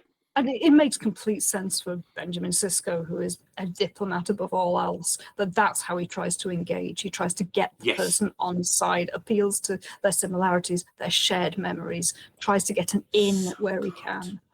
Brilliant Cisco episode. Love it. Great for him. This thing continues. Muriel tries to give O'Brien a healthy drink to keep his strength up, which I think is a gesture towards her not being evil. She actually does care that he is injured and she wants to help him. He refuses it at first, but then agrees and takes it and drinks it. She looks up at Varad and looks pained, and Cisco starts working on her again. He does look different, doesn't he? The way he stands, the way he moves, talks. She replies, he's better than he was. Cisco says, I'm glad you think so. She then says, I do, but Cisco brings back, really, the way he dismissed you before. Varad never did that.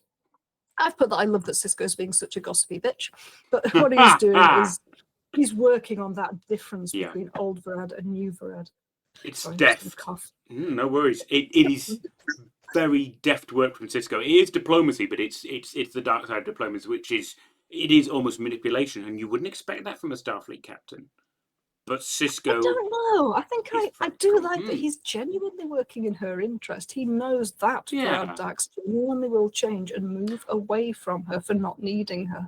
You're absolutely right. But he's nudging her in a very Yes. almost antagonistic way. So I think there's some greyness about his actions here. I think he's being that bit forceful because time is really an issue. Oh, He absolutely. can't wait for her Absolutely. to realise that the relationship has fallen apart. He's got to Absolutely. expedite that relationship being destroyed. Yeah. Mariel says that he's trying to turn her against Farad, which yes, he fucking is. Cisco says that Farad no longer exists. She insists nothing's going to change. He says, well, make me believe it. Go in there and talk to him. And she makes excuses for not going to talk to him. But yes, Cisco keeps insisting that she should. She refuses to go and holds up a phaser to Cisco, and it's that which causes Farad Dax to come out of the office asking if anything is wrong. He just says, be careful, I wouldn't want anything to happen to you. We then go to Quark, who is still sitting turning his little coin, which should have been the vial he was holding earlier. Yeah. He bends down, he rolls it across the floor, which he does very successfully. Hands in one smooth shot. He bends down, the coin rolls across the floor and hits Takar's foot, distracting him.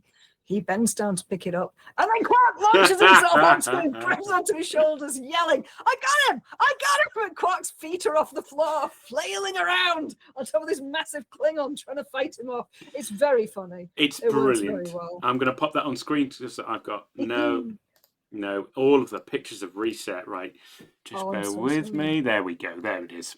Quickly do that in the scene. And so it's Tim Russ. Tim Russ is easily 6 foot tall, and Armin Shimmerman's probably about 5'5", if that. So it's great. It's a brilliant scene, and it is a surprising act of heroism from Quark. Again, hidden depths, an attempt at redemption, as we've discussed. This is Quark's instigation. It's Quark's fault. I don't know. It's great to see, but I don't know how you read that. Is that a redemption of Quark? Yeah, I think that's what it's intended to be. He's accidentally set this situation up. He is now going to try and bring it down as best he can, and the best way he can do that is by grabbing someone and screaming loudly. So he does. They then grapple for a bit. Takar bashes him against a railing a couple of times and throws him down on the floor. He hits a console on the way down. Quark then suddenly starts screaming, "Ah, my ear!" and screaming dramatically. So Farad Dax says, Mariel, take him to the infirmary. And at this moment I put in my notes, Quark hasn't explained this plan to anyone. No. And I don't understand why, when he attacked one of the Klingons, and the other Klingon is down in the infirmary with Bashir and Dax, why aren't they attacking the only people left in the room? There are now definitely really enough Starfleet crew to overwhelm them. Quark has disrupted the situation, jumped on one of them. Why are they not trying? Yeah. Arguably they failed earlier, but I feel like they would keep fighting. I don't feel 100%. They would be sitting around. It's because the episode wants to have this infirmary scene. It's on rails, It's to keep the plot on its rails, but it just doesn't feel in character for these characters. It's not at all. Very good point. We now go to the infirmary where Bashir very irritably is trying to treat Quark, and we've had Bashir treating Quark while full of irritation of the man before. It's quite... It fits standard. Quark screams, "Please, it hurts," gesturing at his ear. Bashir looks at it and then surprises. The damage appears to be fairly superficial. And then the other two people in the room, Mariel and Yeto, have turned around. They're just milling about in the background. And Quark mouths, "No!" And Bashir, like, no, it's serious. So Bashir continues, "But Ferengi ears are incredibly sensitive, so I'd better run some further tests." Yes. And my notes say, thank fuck, socially clueless Bashir has actually picked up on Quark's cues. Wait. Why is Bashir the only one who's responding to him? It doesn't make sense. Because they want this to happen. It's on rails. Also, Quark has no way of knowing how badly injured Jadzia is and how much care she requires. He might have just gone down to the infirmary and distracted Bashir at a moment when Jadzia badly needed it. This could have been the worst plan ever and could have resulted in Jadzia dying, and it only doesn't because that's how the plot's got to play out. Oh, son of a... I had not thought of it like that. You make a very good point. Alarm. Anyway, Armin Shimmerman's comedy screaming in this scene is great. He just there's a pause for a little bit, and then he just starts going, "Ah!" Again. It's wonderful. I love it. We now go back to ops where Farad Dak says the storm's intensity's dropped another 20%. 20% from where? You weren't here earlier when it had risen by 37%. What is the baseline here from which you're giving us these percentages? And is it 20% of the storm originally, or 20% of the inflated storm with the additional 37% added? We don't know. It feels like bad sales tactics. They're trying to persuade us that the numbers mean something. But yeah, Farad Dak says, I know this has been hard for you, Benjamin. It's been hard for us both, but it's nearly over. Mariel then arrives. And yeah, Farad says that he's doing better than ever, thanks to you. He puts a hand on the back of her head fondly and says, I couldn't have done this without you. I would have spent the rest of my life a mediocre man only dreaming about what might have been. He then looks back to the screen that he was working on and says, you know what you have to do. Mariel assures him that she and the Klingons will make sure no one stops him from getting through the wormhole. He then instructs her to wait for an hour, then head through the wormhole. He says the runabout's on pad C. Mariel says, the sooner you leave, the sooner I can follow, and the sooner we'll be together. She hugs him, but he doesn't raise his arms to hold her. He turns his head away quite avoidantly. She is I think at that moment, oddly, she's holding a phaser behind his back, and it looks as if it might just be an accident of the actress holding it, but it's as if she's programming it while he isn't looking. She asks, it's going to be all right, isn't it? And he says, just wait for me at the rendezvous point. He then goes in to kiss her, and she recoils from him. And I didn't realize until later, because I hadn't been properly paying attention, the plan had been for him to go ahead to leave the station and wait at the rendezvous point. And he's just said, oh no, you go ahead. So she is responding to something that we, the audience, haven't, I think, been heavily enough cued in on. Did not get that either, so I was a little bit like, I don't understand. Is she recoiling because he looks different, but she was hugging him? That was my original interpretation, was that she's immediately picking up on the difference and they're starting to fall apart. The change of the plan did not originally register with me. I knew he was waiting. It's solely about order. It's that he's meant to go ahead and wait for her there, but he's now told her to go and wait. So she is suspicious that he's staying back on the stage.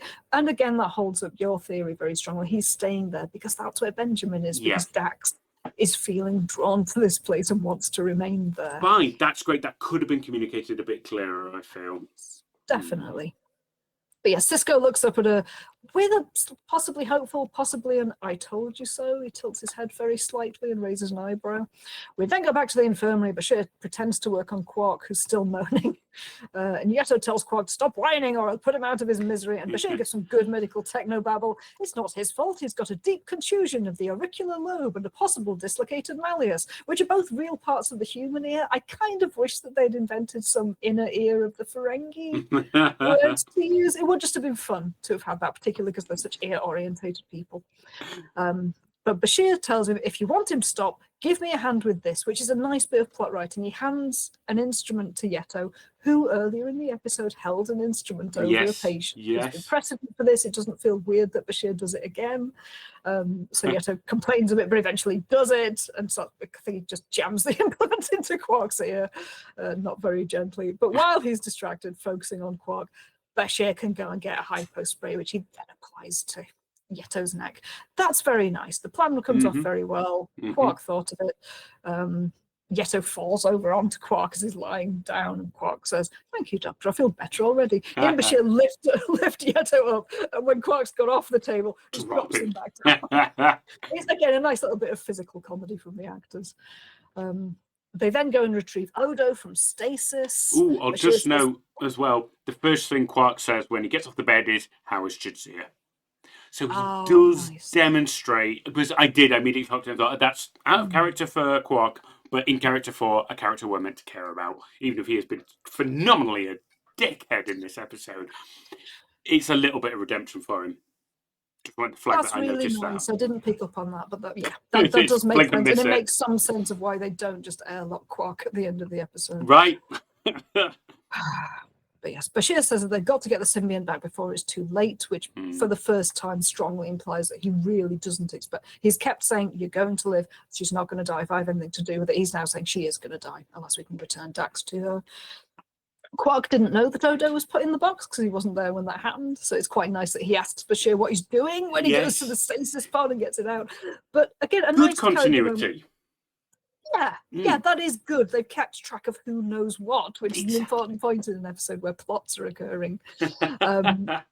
And it's quite nice that Quark is the one to break open the box. Like he tries tapping it first and listens to it with his big Ferengi ear. I love and then when he's worked out what kind of lock it is, he gets a laser scalpel. He asks Bashir for a laser scalpel, and he cuts open the box in a fancy pattern on one side because he knows where the weaknesses are because he's a black market dealer. It's nice. Brilliant. It works. It's sweet. Yeah, love that moment. Yes, and at the end he says it's a gift, and Bashir just smiles he's impressed. We go back to Ops where Takar is really trying me. He says the storm's decreased another 15%. 15%. This go, it's really annoying. Oh my god! You feel pretty passionately about this, Cat. 3 characters have done this. 3 characters now have named a percentage that has no sense to it. It winds me up. In the chat, David says no lower number equals good, and I think they make a good point. But as I say in chat as well, we're Trek fans. We can deal with a little bit more exposition than lower number equals good and higher number equals bad. Come on, we're Trek fans. Give us a little bit more to work with. So you both make very good points that this is surprisingly lazy for Trek. But yes, Brad Dax goes, oh, that should be more than enough to allow safe passage to the wormhole. Okay. And I've put down only if you've kept track of every single percentage, says Jesse. You've kept monitoring, and if you know enough about plasma storms to know what level is safe when they've been so understudied. God damn. Hate this plasma storm so much. Okay. Brad Dax then tries calling through to Yeto, who doesn't respond because he's unconscious. And Brad Dax says the doctor must have overpowered him. Takar says the doctor, impossible. So Brad Dax leaps to it's the shapeshifter. He must have freed the shapeshifter. And I kind of like that they guess what's happened, but in the wrong order. They've got no way of knowing what went down. And they're like, that twink overpowered a Klingon? Impossible. So they're like, oh, they must have broken Odo out somehow, and he dealt with Yeto. That's I like that, and also I love the reference to Bashir. Perfect. Mariel suggests that they should take a hostage down to the infirmary with them, and Sisko says he'll go. Varadak says, I'd love your company, Benjamin, but somehow I don't think you have my best interests at heart. So, yeah, again, Varadak, the Varad element of asserting himself against exactly what I thought, yeah. And he says, Kira, I hate to inconvenience you. And Kira says, that's all right. If Odo's free, there's no way you're getting off this station. And it's kind of at that point that I realized, oh, yeah, that's just true. If Odo had been around for the entire episode, none of this shit would have happened. Which is why they put him in a box. But yes. Varad asks Mariel, and Mariel says, good luck. And Varadax's face falls as he realizes that she likely won't be meeting him at the rendezvous point. I think you can gauge now that she does not trust him anymore. Yep. I got that both of them at this point were like, oh, everything's changed. Yeah. And I actually do like that is signaled through facial expression. Neither of them says, well, that's it for us then. There's no dialogue to tell us that it's gone wrong. It's all done in facial expression. And it's done quite delicately. I like that the episode gave us that much credit to read what's happening. Yeah. Varadax quickly recovers and said goodbye to Benjamin. He says, I guess not many friendships last over 2 lifetimes. I wish we could have made it 3. And Sisko, threateningly as fuck, says, you'll be seeing me again, Varad. Varadax leaves. Sisko asks Mariel, where's this rendezvous going to be? Sisko then implies that Varad won't be coming to meet Mariel there. He says, I hope you like it there because you're going to be waiting for Varad a long time. She at this point explains that the plan was that he would get there first and wait for her. So now we know. The other way. Sisko says, maybe it was an honest mistake, a slip of the tongue. And she says, no, he lied to me. He's never lied to me before. He's not coming. He doesn't need me anymore. But we needed to be told that at the moment when she was recoiling from him. Yeah. Because that only makes sense now. Yeah. But yes, I felt like this was just like a weird kind of catch-up, like Mariel's now telling us stuff that we should have realised earlier.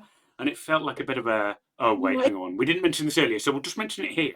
It could have been telegraphed a bit more highly. Yes. They could have checked in with each other. So while I'm waiting for you at the rendezvous point, that'll be a good chance for me to integrate with the symbiont. Sure, that would have worked. Like that. Thank you. Right back to them in the 90s, tell them how to change it. Sisko tries to reframe the situation as if Mariel comes on his side with Sisko. She won't be betraying Varad, but saving him. She wants the old Varad back. He wants Jadzia Dax back. Yes. This is mutually beneficial. Yes. And after a long pause, she says, Good if you hurt diplomacy. him, I'll kill you. And she then hands Sisko her phaser and comm badge. And he smiles and says, I don't doubt it. And again, I like it. He sees her as a formidable person and someone he wants to have on side because she's a formidable enemy. And again, she's not doing something through maliciousness or power hungriness. She clearly is, as you said earlier, she cares about Varad. This isn't just 101 villain behavior. This is, I'm doing something, yeah, it's bad, but I believe so strongly in getting what I want for the man I love that I will break rules, threaten people, kill. Absolutely. It could have been played out as she was previously in charge. She was the one of the two that called all the shots. And she doesn't like it now that she isn't. But that isn't the vibe. It doesn't feel that way. It feels as if she, as Sisko has said, she genuinely misses the man that she loves. Yes. Because she didn't anticipate that he would change so much. So yeah, it's nicely and yeah, it is very well done, that maintenance of that relationship and the way that the plot plays out around it. I like it. We're now in a corridor on the way to the docking bay at Varad. Kira and Kakar are there, and shit, they haven't even gone back for Yeto. They're just leaving him unconscious in the infirmary. Who knows what happens to Yeto's body when all of this is done? I mean, I hope Bashir only knocked him out. Do you think Bashir I'm pretty sure he'd have, I don't think he would have a lethal hyper spray to hand. But are they going to arrest and try him? Is he going to be sent back to... Listen, you're asking a lot of a early DS9 episode. We don't deal in repercussions here. We don't deal in consequences or fallout or any of the things we had problems with in the last 3 episodes where we said, oh, do you know what? He's already in the infirmary. They can just summarily execute him and then laugh about it. There you go. There you go. Problem solved. End of the episode. Blow them away. Exactly. Anyway. But yes, the shooting script has Varad moving by an unobtrusive tool cart and then reaches the far side of the airlock. I didn't actually clock it while watching the episode, but as soon as you see the word unobtrusive applied to an inanimate object, you know it's going to be Odo. Yeah. In the episode, he pushes it aside slightly. So we're probably, I think the audience is meant to be looking around thinking, right, Odo is out. What object might he be? I think they should have put like 5 or 6 things in his path just to fuck with us. That would have been great. Is it that lamp? Is it that cupboard? Is it that coat? Is it this sparkling pile of treasure? I better leave that. It's probably Odo. Anyway, he sees that the ship has gone. He turns around to Kira and Takar and says that the ship's gone, and Odo comes up behind him, having appeared from the cart, saying, that's because I released the docking clamps. Kira attacks Takar again. Odo watches Varad run down the corridor, but then helps Kira with Takar. Kira then manages to overpower him. Varad heads to run about see that Sisko is just inside the rolling door. He just knew that was, presumably he's managed to plan with Odo at some point what's going to go on. Odo has managed to produce a new comm badge. Sure, why not? They must have given him Yeto's. It's gone down somehow. Varad Dax, Sisko says, looks like that goodbye was a little premature, which is a great line. I'm glad that they got that in there. Varad Dax responds, smiling warmly even, don't be ridiculous, you're not going to shoot me. And he says that Ben won't risk killing Dax, even shooting him on stun might injure Dax, so which they can't be placed back with Jadzia. He argues, what's one girl's life next to 8 lifetimes of knowledge and experience? And then, convinced that he's successfully persuaded him, he says, goodbye, Benjamin, and calmly walks past him towards the runabout. Sisko calls after him, Varad, don't call me Benjamin, and shoots him. Brilliant. Again, great lines. They're really giving Sisko the good moments in this episode. It's strong, it's powerful. It is superb, and I loved it because I did not like him calling Sisko Benjamin. I didn't like it at all. I thought it was horrible. I know I was meant to, but it really grated. Only Jadzia and maybe Curzon is allowed to do that. So, no, it was a fantastic payoff, and I've also just popped on the screen a picture of Varad getting shot with that wonderful expression on John Glover's face of just... Absolutely. It's brilliant. And it's such a cynical reversal as well of that Star Trek ethic of, wow, you know, you're not going to risk all 8 Dax lives for just Jadzia. You know, the needs of the many outweighing the needs of the few of the one. And I love it when Star Trek does that, and it takes that ethic and goes, well, actually, I am going to roll the dice and risk the Dax symbiont for just Jadzia. And in this case, Commander's prerogative. and he was Sisko's going to absolutely do right what to the do it. Sisko wants. Word. 100%. Great. We're getting towards the end, Yeah. honestly. Yes. We now go back to the infirmary where Varad wakes up on the operating table with Muriel standing over him looking concerned. And within moments, it's very clear from his facial expression, which I love, that he's the old and anxious Varad again. Brilliant. And he repeats some of the things that Jadzia said earlier. I feel strange, so empty. We then cut to another camera shot angle from which we can see that Jadzia is on the other table in the background. And Sisko says, it's over now, Varad. The symbiont is back where it belongs. And Varad opines, so close. I had it, and now I'm alone. And Muriel reminds him, you're not alone, Varad. I'm here. I'll always be here. And Varad is breathing quickly again, feeling panicked. Says, I can't remember any of it. The knowledge, the confidence, it's all gone. But then Bashir calls over to Sisko, Commander, and Jadzia Dax has woken up. And I feel like they've just put full glamour makeup on her to make her look happier. Because when she was lying there looking uncertain, she's like pale and washed out post-surgery. But now she's like, I feel great! Just and her sits there hair and is everything. down. She's like, Benjamin, I'm back. And it's like, all right, I know that Terry Farrell is beautiful. What the hell are you doing? Yeah, she's just come out of 2 major surgeries in about 12 hours. What the fuck are you doing? And I think it's weird, isn't it? I think they've gone so long being like, Operation Serious, and they're like, but Terry Farrell's a babe. Let me show she's a babe. And so they had to just, as you say. And also, we've got like 2 minutes before the episode, and we've got to show that she's 100% okay and absolutely not a risk. So just slap all the makeup on and make her look as glamorous as she can, because that's when she's looking and feeling okay. It's a bit obnoxious, but I can kind of understand why they did it. Sure, why the hell not? Yeah, and yes. Sisko is delighted to see her, says Jadzia. They hug warmly. Yes. And Sisko asks, are you? And she says, I'm fine. But then her smile drops. And she says, I remember it all, Benjamin. Everything he thought, everything he did. And she stage whispers, so sad. So sad. And she says, I guess he'll always be with me. And at that moment, the shooting script has the instruction. Varad stares blankly into the distance and rocks back and forth slowly. Hold on Varad's eerily empty stare for a beat, then fade out. And I found, we talked about this a little before recording, I found that moment very ambiguous. There was a bit of it, looking at someone whose gaze has gone completely blank on screen, it often, especially if the head has lolled to one side, it signals death, or that death is quickly approaching. But Sisko was quite insistent to Muriel that the old Varad would be back. Yeah. So I think we are meant to read it as he is in despair, which I think was the view that you take, Tim. Yeah. That he is suffering great loss and is just washed over with grief.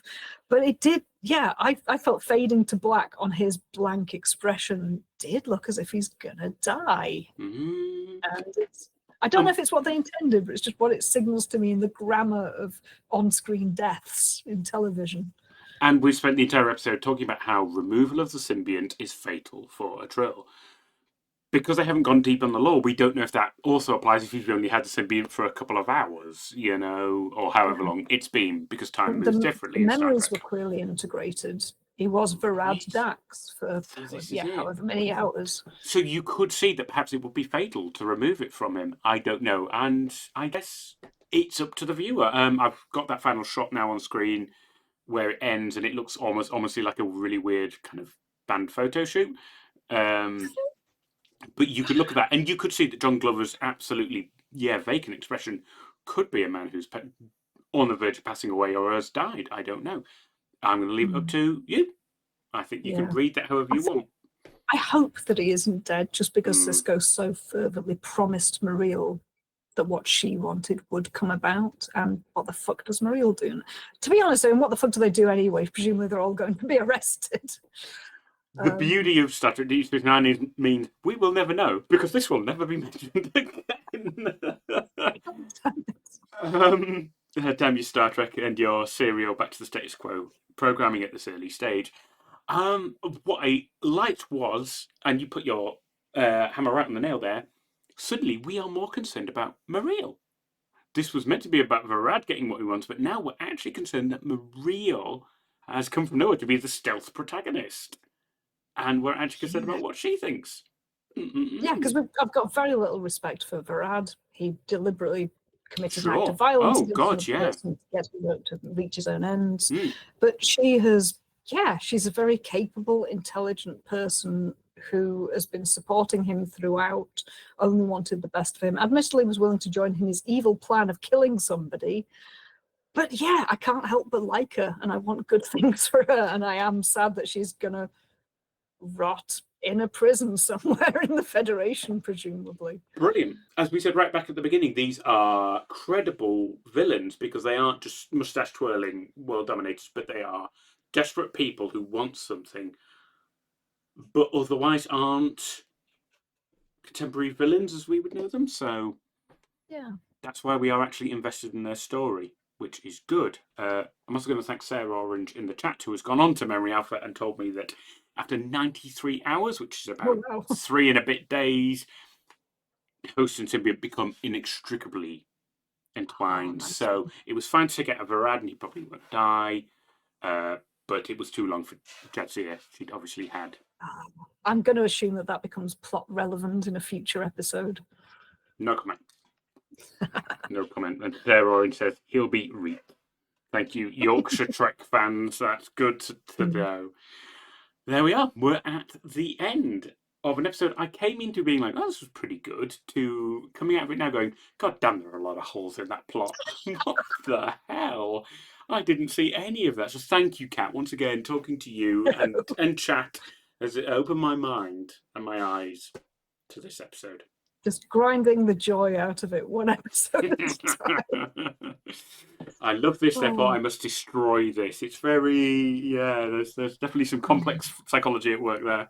Definitely. And I did overall enjoy the episode. I really appreciate the subject matter that it brought. I liked the characterization of both Muriel and Varad. I think they were both very well realized characters. I think it's a shame that they were accompanied by 2 Klingon hench people. Yeah. Just because of the stereotype of it. But I can also see why they needed muscle to back them up, because that's not their strong point. But yeah, the plot definitely had strengths and weaknesses. But overall, I am glad to have seen it, and I enjoyed it. It's an episode that I will not think of with horror. It was no Vortex. Still the low watermark of our Trek. I see, they can get so many things wrong in this episode, and it's still not as good as Vortex. I do wonder if we'll ever approach that low watermark. I don't even want to dwell on that, because that will be a dark day for our rewatch. I don't know if I can watch through another Vortex, Tim. Let's hang up my podcasting. Mics, headphones, something. Paraphernalia. Paraphernalia is a good word. Right, we are at 2 hours and 18 minutes, which is a lot of time out of anyone's day. So thank you everyone for taking part. I think the only other thing, Kat, you haven't frozen on me, have you? Oh no. Okay, we can hear you, but your video feed has stalled. As long as you're still there. I can hear you, but yes, my screen is flickering on and off. Okay, well, we can still hear you, Kat. Oh no. Plasma Storm is really messing with the broadcast. If you can still hear me, feel free to wrap up the episode. All I was going to say was it's been great. And I don't want to keep people there much longer. All I wanted to do was say, obviously, we will be back hopefully in a couple of weeks to talk about, yes, we can still hear you, Kat. Thank you, Lieutenant Kat in chat. We are going to come back next week and talk about Cardassians, which will see the return of the one and only simple, plain Taylor Garak. And therefore, it's opportunity of us to observe, just last year, that Lower Decks sort of canon made Garashir the ultimate Star Trek ship, sort of canon. Yes! What an opportune moment. So in the best kind of time travel mess around that Trek is so famous for, Kat is getting a ship that that they have only just discovered, canonized, just as we begin. So we're really looking forward to that next episode. So I will, just... Oh gosh, yes. I'm so excited to see more of Garak, because all I've really had is that one episode, that one wonderful scene where they don't drink tea together. And he puts his hands on his shoulders and calls him a nice young man. Oh, yeah, I definitely want to see more Garak. I'm really excited. I'm probably far too hyped. Oh, it's gonna be great. And as always, I just chat, please, hold off of what's coming, because it's gonna be great to accompany Kat on this journey where they discover the relationship between Bashir and Garak and come to their own conclusions. And we will know in 30 years where it's gonna end. It's gonna be great. So that's it. Thank you so much, everyone, for joining us. As always, I will get this onto YouTube as soon as possible. I will just ask everyone, if you don't already, please follow the Twitch channel so you can join us next time. I think that's it. Kat, we can still hear you. Any final comments? No, you can't see me, so live long and prosper. It's wonderful. Take care, everyone. Live long and prosper, and we will see you again very soon.